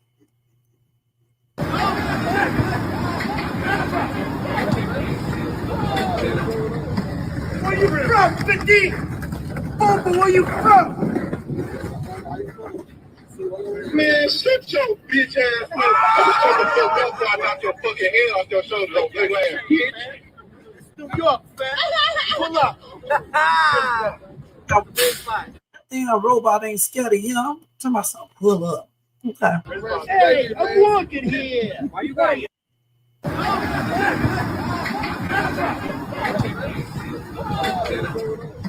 Where you from, 50? Oh, where you from? Man, shut your bitch ass up. Shut the fuck up before I knock your fucking head off your shoulders, oh big ass bitch. New York, man. Pull up. Hey, I'm walking here. Why you waiting? Okay. All right. He said, I'm walking here or something. Okay, let's look at this. Yes, there you go again. Did you see that? That's a little robot. Damn! Damn! God damn! Oh my God.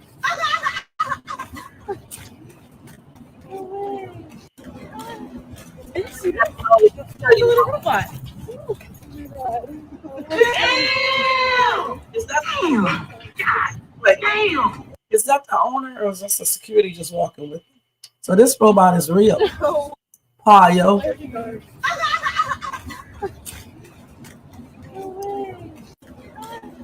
That's a little robot. So let's see what else we got here.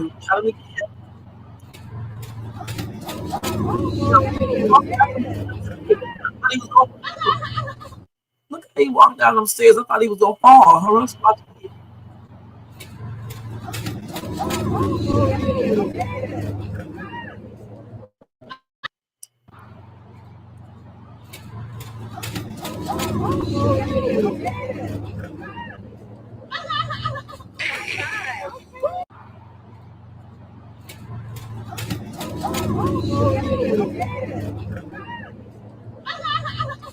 So on the whole damn chain. I just noticed that. A whole chain, okay? That's tripped out, you guys.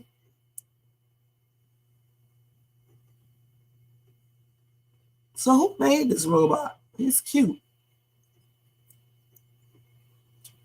Okay, so now we know that Rivas is for real. Okay?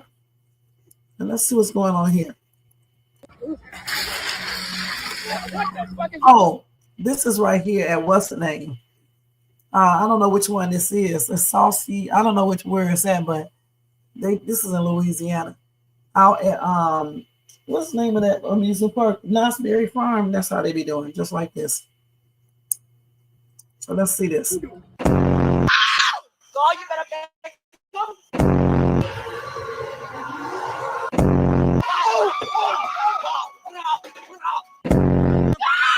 Girl, you better bet. I'm not the one to be tested with. You better back it up.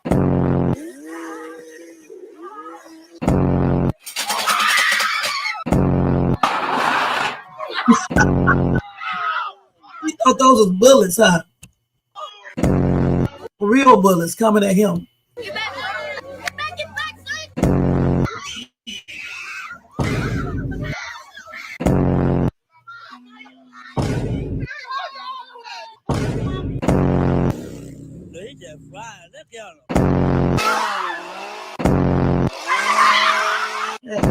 Ow.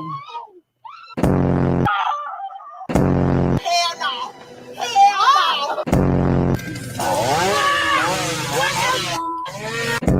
Gang, yeah. Take that from bottom. Get back.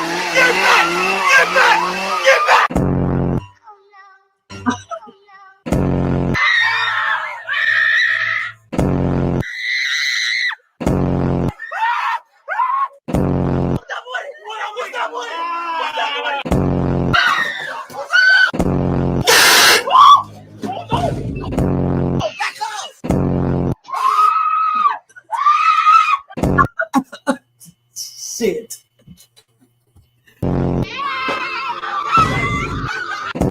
At this point, my fat ass side, so you can just kill it.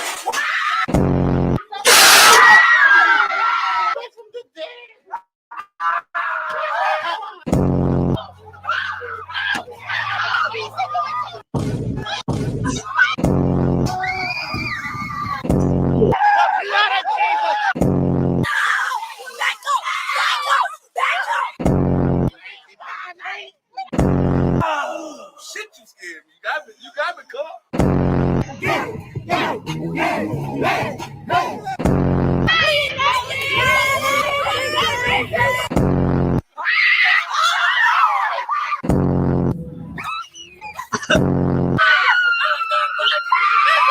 Oh no.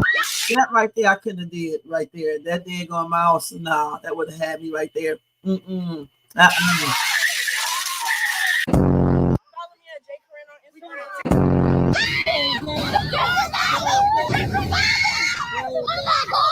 Get away from me!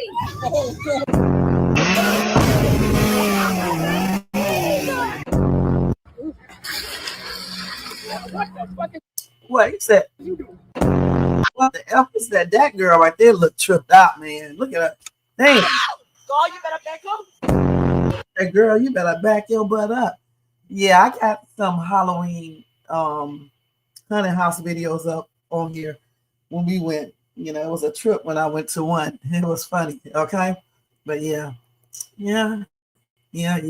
So is this another robot? Is this Riz Bot again? Let's see. What's up, Riz Bot? I hear music in the background, okay? So he's holding up his fingers. Okay. I wish we could see him in person. That's cute. Let's look at the other one. Okay, let's see.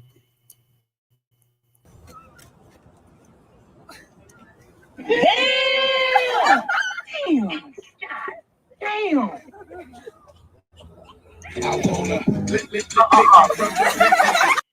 We can't play this.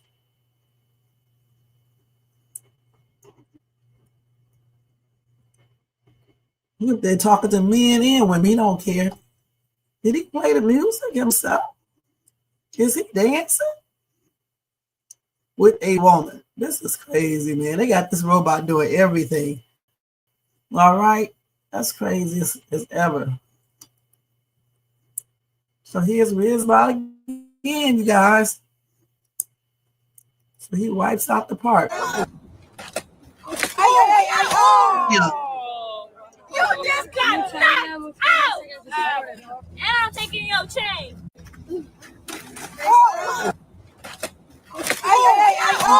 Yeah, what happened? You just got knocked out! And I'm taking your chain. They did that. Start hit. Watch. You just got knocked out!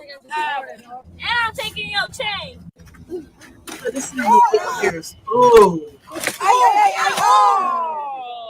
You just got knocked out! He fell down, huh? So this is him right here too. Oh God, yeah, we just saw that one. That's tripped out, you guys. Okay, let's see.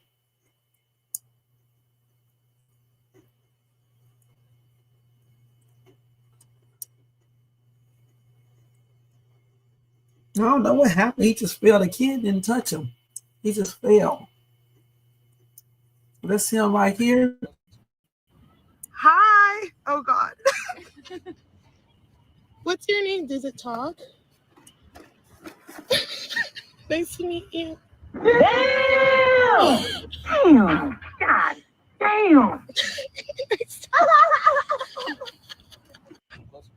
Hi. Oh God.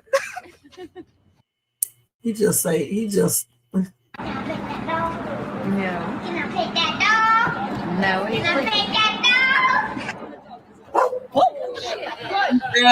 Yeah. dog? No. Can I take that dog? No. Can I take that dog? Thank you.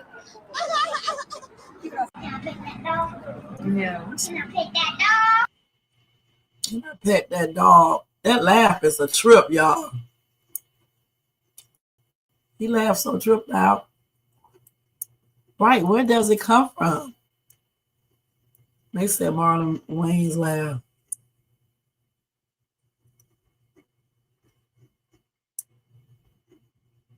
Yeah, he fell down last time. Look at that dog looking at him.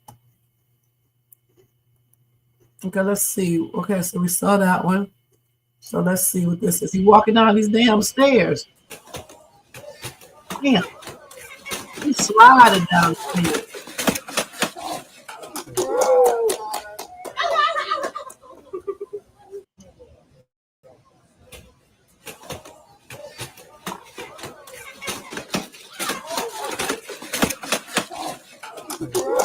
They'll get it eventually. He'll be able to walk down them damn stairs like a human.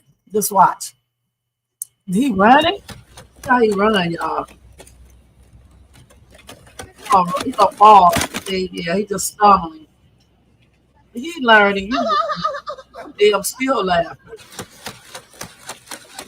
Look what happened with his feet. Them big ass shoes.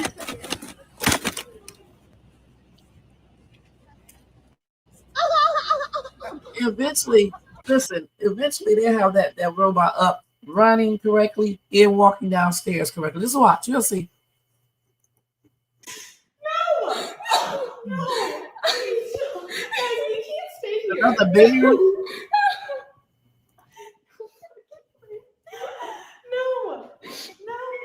It's only us.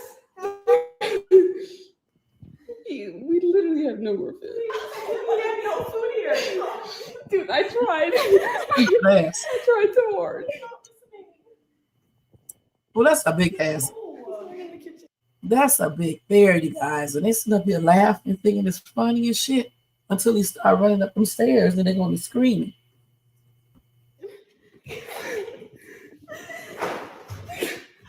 Oh, no fucking, no way, that's not, oh my gosh. No way, that's not a person to talk to.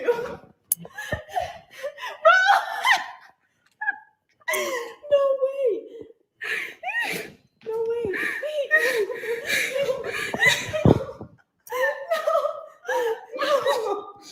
Stupid. Yes, he is. No. They ass. You need to get their asses because they doing too much laughing and stuff for me. My gosh. I almost see him do that again. Well, he's coming back for this. That's because he said we got a pumpkin. Stupid man. No. What, hold on. Let me see what these comments were saying. Look at his little ass in the refrigerator. Look at him. Big old beard, man. I wouldn't be laughing. They say, I feel you should be more concerned, right? They just laughing and shit. That's stupid. That damn bear gonna run after their asses.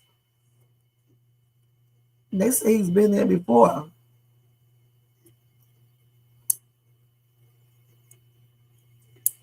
That's crazy, man. Oh man, these girls are just dodo, okay, on everything. Damn, all that laughing and shit. I would have been like up them damn stairs. End up running back and hid up underneath the shed and it sprayed them. All right. It didn't bite the dog. Okay. But they got sprayed. And she said the entire yard smells terrible.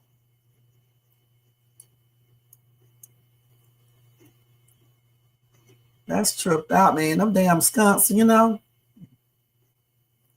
That's him right there trying to get that damn skunk. That skunk was gone. He was running for his dear life right there. Goodness.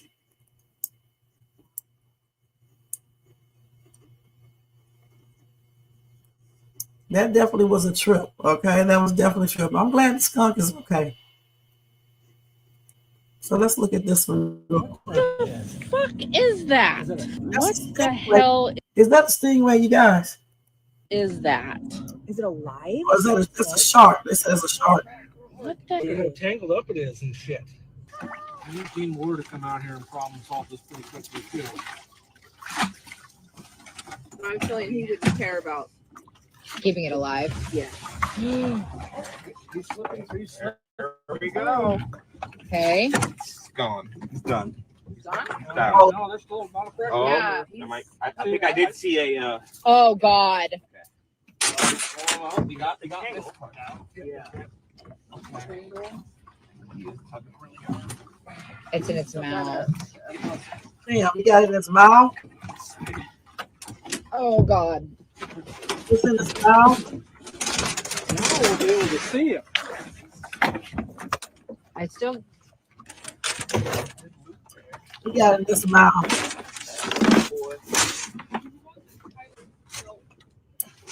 Oh, look at his face. It's a shark. Oh, God. Let's see where's his face at.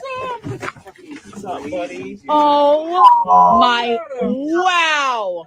Ah, man, look at it. Mom, come look. Oh, come here. That's a pool. That's a damn shark. Yeah. Come over to this side. Come on. Trying to help him. Wait. Wow, I wish he still had his tail actually. Oh.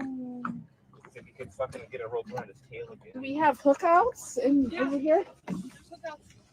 Oh, What Hookouts gonna work? Yeah, that's what I'm saying. We need like a. You don't think getting it that'll help with leverage to get it out? No, I'm saying that Oh, we could. it is a total sleeper shark. I was right. oh wow, man. Goodness. We can get him lying around him a little bit. Just like pull him up. Touch him. He's fine. Take it out. Kind of give way. Get it out. Oh, this poor baby. Oh. Touch him, Mom. You touched the shark. Take it out of him. Damn, it's all. Oh, poor I thing. don't want to like be sitting over here. Got it out good. What is that? What? So they saved them. Okay, that's good. Okay.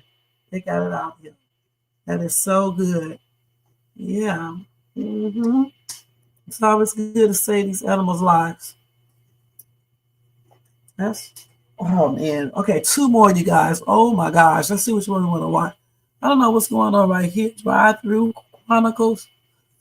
Okay, let's see what's going on here. Dog came with the cutters. Did you record me? No.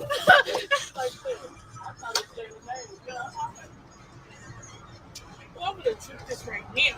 Not in that camera. And you wonder why you only got 2 legs on the kid. I'm just saying. She want one too? I think she needs one. I ain't gonna tell. It's... Come on. Come on. Come on. Oh, if you want...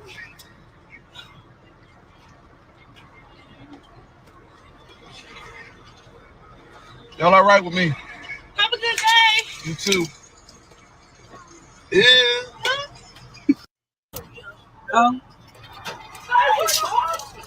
Y'all came. Look like somebody get ready to get terminated, okay, for drinking on the job. That was stupid to put their face in the camera. Or Did you record me? okay, let's go to watch this one. People that lost their rabbit ass mind for getting on. Wait. People that lost their rabbit ass mind for getting on some shit like this. Look at this shit. This right here is called the gyro drop. I don't think I can do some shit like this. Oh, hell no. You better not have had no lunch before getting on this motherfucker. Oh no. Oh no, this daggone thing got higher. No way. No. Fuck you. Oh, it kind of looked like the giant drop at Great America without all the slingy shit. I'd be more worried if it get all the way up to the top and get stuck there. Furthermore, I'd be even worried if one of those cables snapped and I went flying somewhere. There's certain things that I will and won't do, and this is one of them.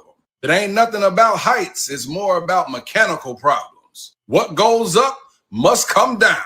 I'm just wondering, would you get on a ride like this? And if you've been on this motherfucker before, let me know in the comments. People that lost their rabbit ass mind for getting. So this is AI, but heck no, I would never get on this. He sounds like Bernie Mac. All right, I know he's trying to sound like him intentionally. All right, let's go ahead and go to the next one. But we're gonna watch this one and this one and this one, and that'll be the last ones, okay? He tight. Go, he about to fall. He about to fall. Yeah! He about to fall. He tight. Go. He tight. He can't take it. He can't take it. Go. He tight. He tight. Go,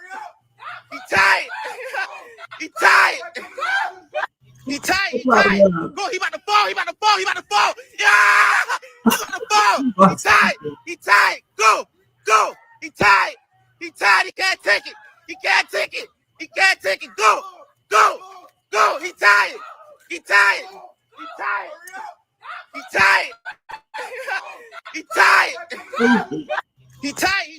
Oh, I'm tired of looking at the camera shaking up and down. Come on now. So she went viral for making a scene while picking up her daughter and daughter's boyfriend. Okay, let's see what's going on. How do you keep putting yourself in these positions? Why do you have my granddaughter? Like, where's your car? Right now in the shop, ma'am. It's in a shop, so you got my daughter and my granddaughter out here. Oh, he get ready to get jumped, okay? Because making a daughter ride Uber with baby. Okay, let's see this. All of that is not even necessary. I see you again. This shit is fucking ridiculous. Like, you need to really have a better choice than niggas. Wait, you got my fucking granddaughter out here. We bought some pampers though, man. I think you come pick us up though. Really. Why you ain't got a car? You're not gonna pick us up? So you think that I left my parents to come all the way up here to pick you and this person up that I don't even know? Did you keep having around my granddaughter? So we just supposed to just sit out here? You get your ass in this car and we go. I'm not about to leave him. Hey, bro, get on out. Get my face. Get in this car. If you want to ride home, get in this car. Why would I leave him? I mean, yeah, you know what? Paige, get your ass in this car. What do you mean you gonna figure it out? Get your ass in this car. Get your ass in this car. This man ain't got no car. This is ridiculous. Get your ass in this car. How are you gonna get home and you didn't even have an Uber to get us there? How are you gonna get home? Why are you going on dates for people who can't even provide? You already know how I tell you, be with a nigga that gives you money. Be with a nigga that provides. You say he bought you some diapers, but he can't even get you a ride home, and I gotta come. It's fucking almost 90 degrees outside. This is way past James' bedtime. You know what? I hope so too. You know what? We're gonna get Amazon truck. You know, you park there. at the Amazon warehouse. We walk up there and before. Y'all not walking nowhere. Y'all not walking nowhere. Well, she won't be walking nowhere. I'm not about to leave him. Like, I'm not about to leave him. I'm not about to leave him. Bro, come on, big man. Hey, do you want to walk home or what? Why would I leave him? Would you leave him? No, well, that's my man. Yeah, you been with him. Right, and my man is a provider. You just met him. This man ain't, come on. I mean, sir, I bought the baby some pounds. Thank you for the pamphlet. He just paid for my whole day for me to take off of work yesterday, for me to leave work yesterday. Right, so you took off work then. Let's go. I mean, how do you keep putting yourself in these positions? What? So hopefully this is a skit. If it's not a skit, just because he can't afford an Uber, he did buy the Pampers and whatever else he got in that bag. If anything, I don't know. I think she's overreacting. Just take them both home, and stop tripping. And what you mean? You taught her to be with a man who can give her money. How about teaching her to be with a man who has a job and he can pay his bills and take care of himself productively? Because if he can do all of that, then if everything goes right, then he will help her. And how about look for a man who's respectful, monogamous, loving and things like that? I mean, this was a hot ass mess, y'all.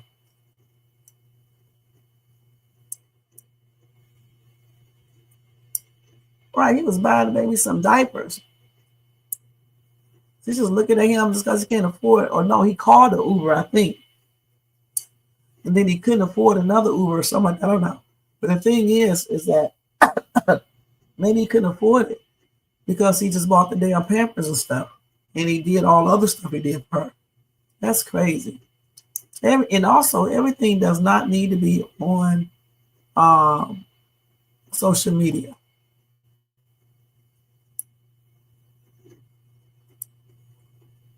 They said it's a skit. I hope so.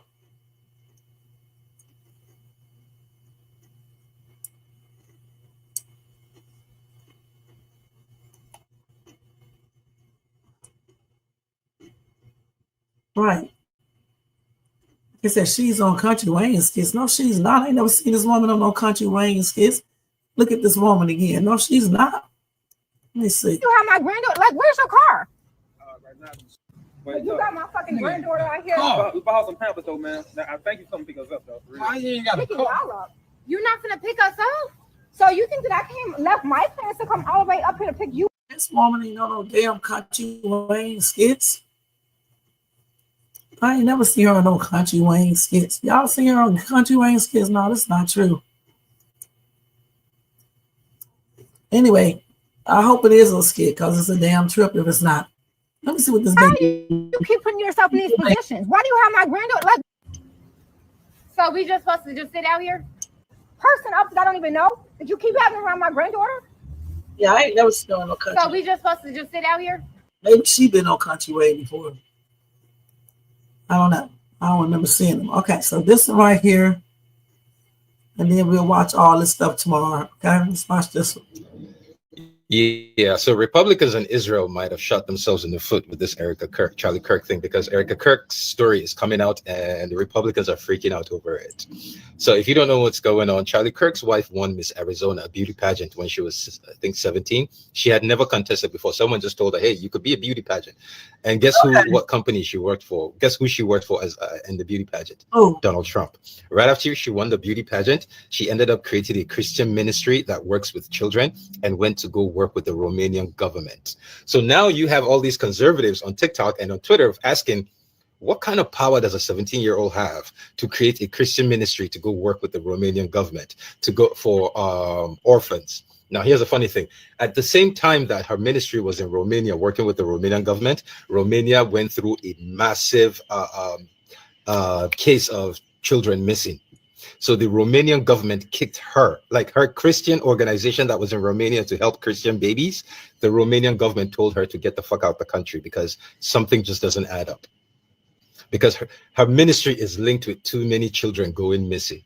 Wow. So now I swear, go on TikTok, go on Twitter right now, search Erica Kirk. That's all you'll see. Everyone is talking about how the fuck she was 17. She won a beauty pageant under Trump's agency. And then right after she won the beauty pageant, she went to Romania, started working with children. Children started going missing, and the Romanian government kicked her out. Yeah, that's crazy. That's not Blake.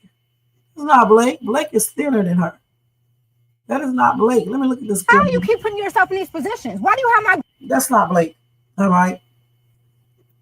Where's your car? I don't even know. Did you keep having around my granddaughter? So we just supposed to just sit out here? You get your ass in this car and we go. I'm not. That's not Blake from Country Way, okay? That's not Blake. Y'all are wrong on that one. That's not Blake from Country Way. Very sad story. Mississippi trooper decides to physically assault a handcuffed black male and then proceed to arrest individual. We will finish watching this one tomorrow, guys. So thanks to Jermaine for all the great videos and stuff. So I know where I stopped off at, and we will finish watching that tomorrow. As far as her, we'll look at this again tomorrow and talk about this. That's crazy. So some kids became missing. Okay. But anyway, that's another tripped out situation with Charlie, Kirk, that part, and with everything else, all the stuff they've been saying. It's a trip. That's all I want to say about that. All right. Now let's go over here and see what y'all said. I think I already got all y'all messages. Now that's not Blake. Let me show you what Blake looked like. Hold on. Let me go to Country Way. Let me see. This is Blake, okay?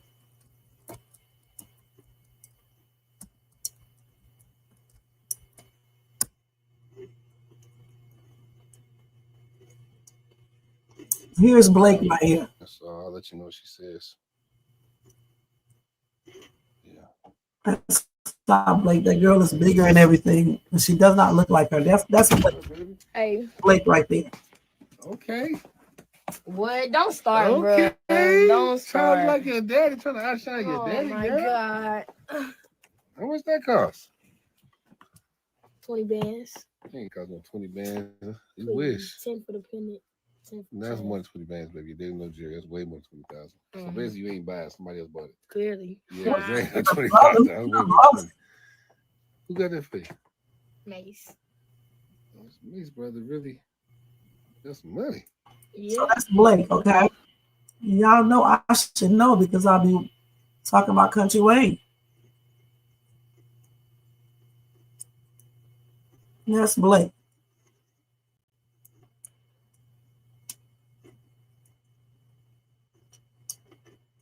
See? Hey, babe. Oh my God. I hate when this thing does this. Hey, babe. Do me a favor, grab me some water real quick. I can take this pill. You want ice? No. Is she still be on Country Way? She was just on there last year. She was just on there a couple months ago. Look at Dominique. You're playing ball with because I got this bill from Malachi. Baby, I don't think you should take a pill from Malachi. Let's talk about it, okay? What is Malachi? I like being toe up. I like being toe up. You look good. Yeah, I know. I like What it. we doing? Like, what's up? We can do whatever you want. You want to have a drink? Yeah. Yeah. We can definitely do that. Yeah, I think so. Mm-hmm. I like it. You like it? Okay. Yeah, I think we need to go ahead and lay down, though, actually. I mean, it's been a long, long night. You sure about that? You know we gotta keep it professional. Professional is special, whatever they want to call it. That don't really matter anymore. You know what I mean? I gotta know you in real life. You know what I mean? All them damn pictures all over the place looking tripped out. All right. Anyway, that's a damn trip. All right. That's a close-up of her right there. All right. Is this her real mother? Her real mom passed away? I know that. How beautiful ladies doing? Everything good? Yep. Oh, this the skit. That was the skit when her mom passed away. I remember that. Yeah, that was a trip. But she was just on the show a couple months ago too. Yeah. Okay. So anyway, let's get back over here. Let's get off of Country Wayne because we ain't doing no Country Wayne reaction. All right. Shit. All day. Oh, okay. Because y'all told me that was Blake. That's not Blake, honey. Tony Bands. Y'all should know I know all about Country Wayne. All right. Anyway, let me give y'all two breaking news, then we're gonna get out of here. Shit, because it's 1:48. Okay, let's see. Oh, you said, did I play that already? What did you say? Play Jermaine. You said play. Wait, hold on. This is what Jermaine said. Play the video about Unc's electric bill. Okay, let me see that real quick. Unc's electric bill. Let's see. Unc's electric bill. Let me hurry up. Let's just see right here. Hold on. Unc's electric. That damn Sasha's thing was a trip. Unc's electric bill. See which one that is. This is that. This is a trip.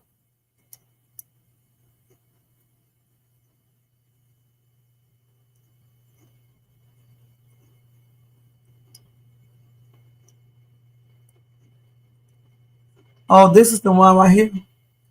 Oh, okay, let's see this one real quick. This is for Jermaine.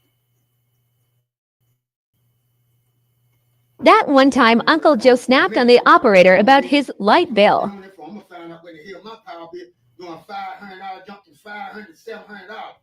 That don't make no sense. Put my stuff on my Yeah, man, I'm calling about my power bill. Yeah, I was calling about my power bill. I got a bill here, and it's saying that I owe y'all $750 for this month, and last month it was $500. And I want to know why I'm paying $750 when I ain't got nothing on in my house. Everything cut off. Yeah, I paid you last month, and I ain't got nobody paying you $500 last month because I cut everything off. You got to be quiet, man. This shit's serious.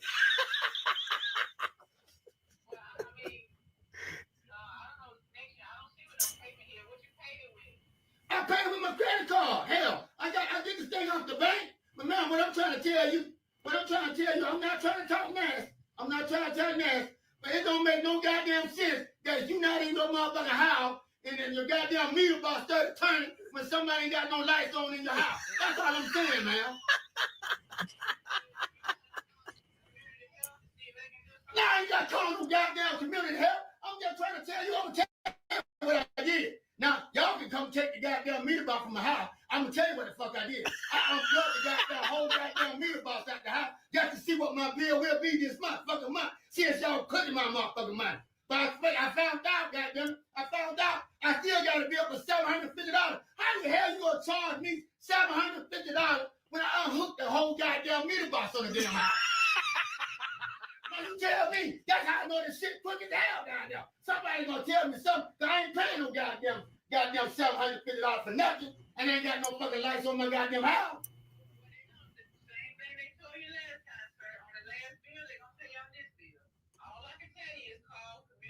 I ain't called no goddamn help.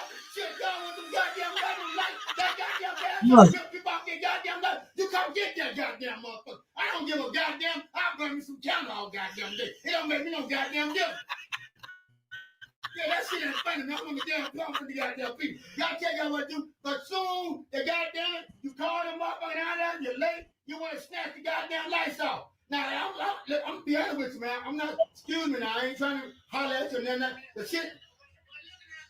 Hold on, man, hold on. But I'm just telling you one thing. I don't mean to try to get you upset, okay? But what I'm trying to tell you, man, I ain't been home all fucking day. I work 10 hours a day, man. No lights be on. I unplug everything in my damn house, and my bill's still $750 motherfucking dollars. I'm gonna plug the motherfucker back up, but I'm scared to plug the bitch up. It might be $1,000 goddamn this month. I'm trying to figure out what the fuck y'all doing out here. I ain't paying this goddamn shit all the goddamn time now. I'm just letting you know. Somebody gonna tell me something. You put the damn supervisors on the goddamn phone, cause y'all down there sitting down there looking at this goddamn shit. Y'all know goddamn well. Your goddamn, I tell you what goddamn thing. I bet you, hold on, goddamn, hold on. You work for these goddamn people at Gun Power, but I guarantee your goddamn bill ain't high. I know your goddamn bill ain't high. Cause you work for these motherfuckers. But I asked you to take that, man. Let me tell you something. Every goddamn month, boy, my bill go up from 5 to 7 to a motherfucking 1,000. How the hell does a motherfucker afford to pay $1,000 light bill? You tell me, man. I'm going to pay a goddamn light bill. I tell you what you do. You can go down there, y'all come down there, connect every goddamn wire running to that goddamn house. That one time, Uncle Joe snapped on the operator about his light bill. All right. So what do y'all think about that? I think tomorrow I'm going to have to call the electric company and talk to them myself, because y'all remember when I told y'all my air conditioner was off for 2 months, and they sent me a bill for $300 and some. All right. And I just realized that today. I was like, I was telling Jermaine, I said, why is my bill $300 and something in my not electricity, but my air conditioner was off from like the second week of July, after the 4th, all the way up until about 3 weeks ago. So all of half of July, all of August, and they got it fixed in September, like the first week of September, I think, somewhere around that time. Because it's been fixed for about 3 weeks now. So why would I have an electric bill for $300 and some if no air conditioner was on at all? All right, so that's crazy. You would think that the damn electric bill would have went down because no electricity. I'm not electricity, no air. And no, the shit was high as hell. So I need to ask him about that tomorrow. I'm not gonna be cussing like him, but I'm gonna ask them. But that's not right. That's weird. That's very strange. Okay, so I definitely feel his pain. Mm-hmm. Anyway, thank you, Jermaine, for all those videos and stuff. And I don't know which one was the best one. Probably the robot. He tripped me out when he was walking down them damn stairs and stuff. All right, so with some breaking news real quick, y'all. Let me give y'all that real quick. Let me do the banner. Hold on, let me find the thing. Shit. Okay, so Luigi, y'all remember him, right? The one who unalived the CEO of the healthcare organization. Anyway, they say he could escape the you-know-what penalty because of Trump's comments on Fox News and treats by the DOJ employees. Okay, so let's see here. So a federal judge ruled on Wednesday it could end up swaying the judge to grant a defense motion to take the you-know-what penalty off the table. And as y'all know, he is in federal prison in Brooklyn, charged with the unaliving of United Healthcare CEO Brian Thompson. Thompson was unalived on December the 4th, 2024, outside of the New York Hilton Midtown, where the company was holding an investors conference. Damn, that seemed like it just happened, man. It's almost a whole year later. And police said they believe this was a premeditated and targeted attack. So anyway, let's see. He could have faced the you-know-what penalty, all right, if he's convicted. But since Trump spoke and then some social media tweets. Now the D penalty may be off the table.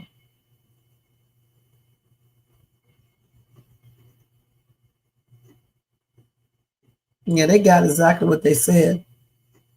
They said President Trump has spoken about the case several times in press conferences and media interviews, calling the order cold-blooded and horrible, and calling it a sickness for people to be supporting this dude. He also said that how do you say his name? Magnogi. I forgot how you say his name. I forgot how you say his name. Anyway, they say he shot someone. Well, Trump said he shot someone in the back, as clear as you are looking at me.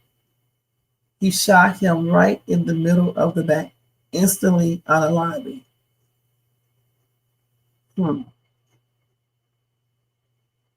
So they said his comments on Fox News, along with social media posts from high-ranking DOJ employees amplifying a video clip shared by an official White House account, were cited by the I forgot his first name, Magnoni's defense counsel, in a motion filed on Tuesday, seeking to persuade the judge to take the what off the table, the what penalty off the table.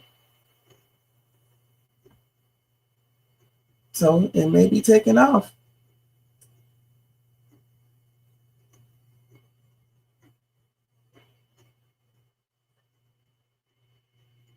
It's crazy.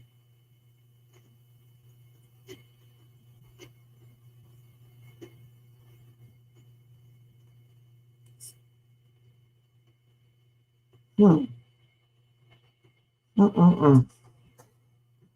if y'all want to read more, because it's a whole bunch of stuff, it's something about a local criminal rule 23.1, which governs free press, fair trial directives.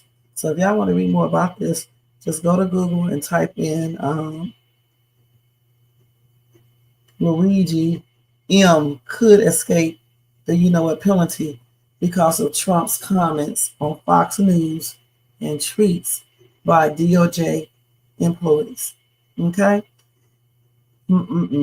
So it is what it is, you guys. Also in the news today, Rihanna gave birth to a baby girl. And I forgot what the baby girl name is. Let me see what they say. They got pictures already. At least she ain't playing no games of, let me just show the baby's hand, the feet. That's so silly. Congratulations to Rihanna and her man. So let's see what the baby name is. This is her third child to her and ASAP Rocky. So let's see. The baby name is, let's see. Don't you say R or something? It's Rocky. Rocky Irish Mares.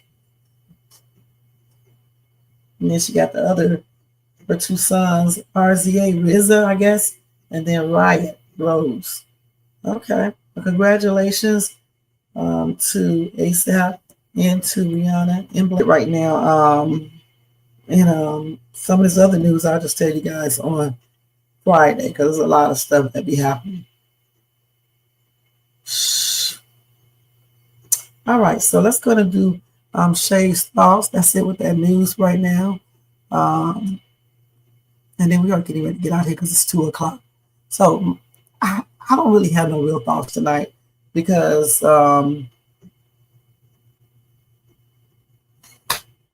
after seeing that video with the robot, I don't know what else to say. You know what I'm saying? All I can say, you guys, is thank you so much for watching Shay's Tube tonight. I appreciate you guys. Don't forget to thumbs up this video, subscribe to the channel, and hit that bell notifications so you can be notified of any upcoming videos. And make sure you share and leave a comment. And thank you guys so much for supporting Shay's Tube. And make sure y'all check out my Country Wayne reaction video tomorrow, early afternoon or late morning. I don't know which time I'll come on it, but it'll be somewhere around that time. and check out my latest. I did a special Dollar Tree haul, but well, it's really a Dollar Tree in it was a Kohl's haul. So check that out. It's also posted on my shorts too. Okay, and then of course my little cat was in the video with me, so she was in the video doing the most and everything. So check that video out and check out my live from last night if you guys can see that. And that's it. And I'll see you guys tomorrow with another, video. Y'all have a blessed night. Thank you to over here in the comment section. Thank you to Tony Vance. You have a good night at work, Tony. Jermaine, thank you so much. Payo, good night, Payo. You probably sleep now, but thank you so much for being here as well. And everybody in the bushes and everybody who watches this in the replay. All right, guys. And until tomorrow, you guys have a blessed night and a blessed Thursday. All right. Peace out, y'all. Let me go ahead and change this real quick. I forgot to leave this up here. Let's take off Shay's thoughts. Sleep tight. That's your thoughts for the night. Sleep tight, get some good rest, and have a beautiful Thursday. All right, let's get this up here, y'all. See y'all later. Hold on, let me get this thing right here. Where is the song, y'all? Good night, y'all. Yo, turn the lights down low and the drama up. She's late, she's loud, and she live. Woo! You already know who it is. Shay's too, baby. She back again.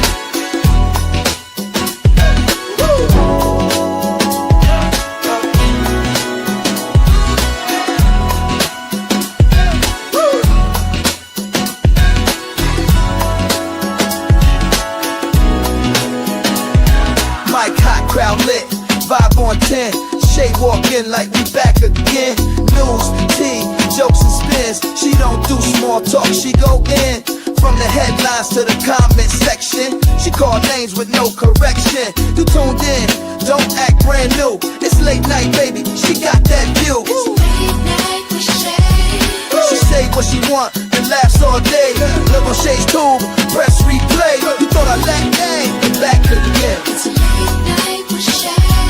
She say what she want and laughs all day. Live on Shay's tube, press replay. You thought I left, nah, I'm back again. Popcorn ready, wig on alert. She dropped one line, is somebody hurt? Talk show queen with a side of roast. She run this thing from coast to coast. Late on purpose, still on time. She hit you with shade, then call it a rhyme. Talk smart, talk slick, talk flame. Say the name right, yeah, late night with Shay. She say what she want and laughs all day. Live on Shay's tube, press replay. You thought I left, nah, I'm back again. She say what she want and laughs all day. Live on Shay's tube, press replay. You thought I left, nah, I'm back again. That's right. News, drama, laughs, whatever else you feel like. One mic, one queen. Late night with Shay.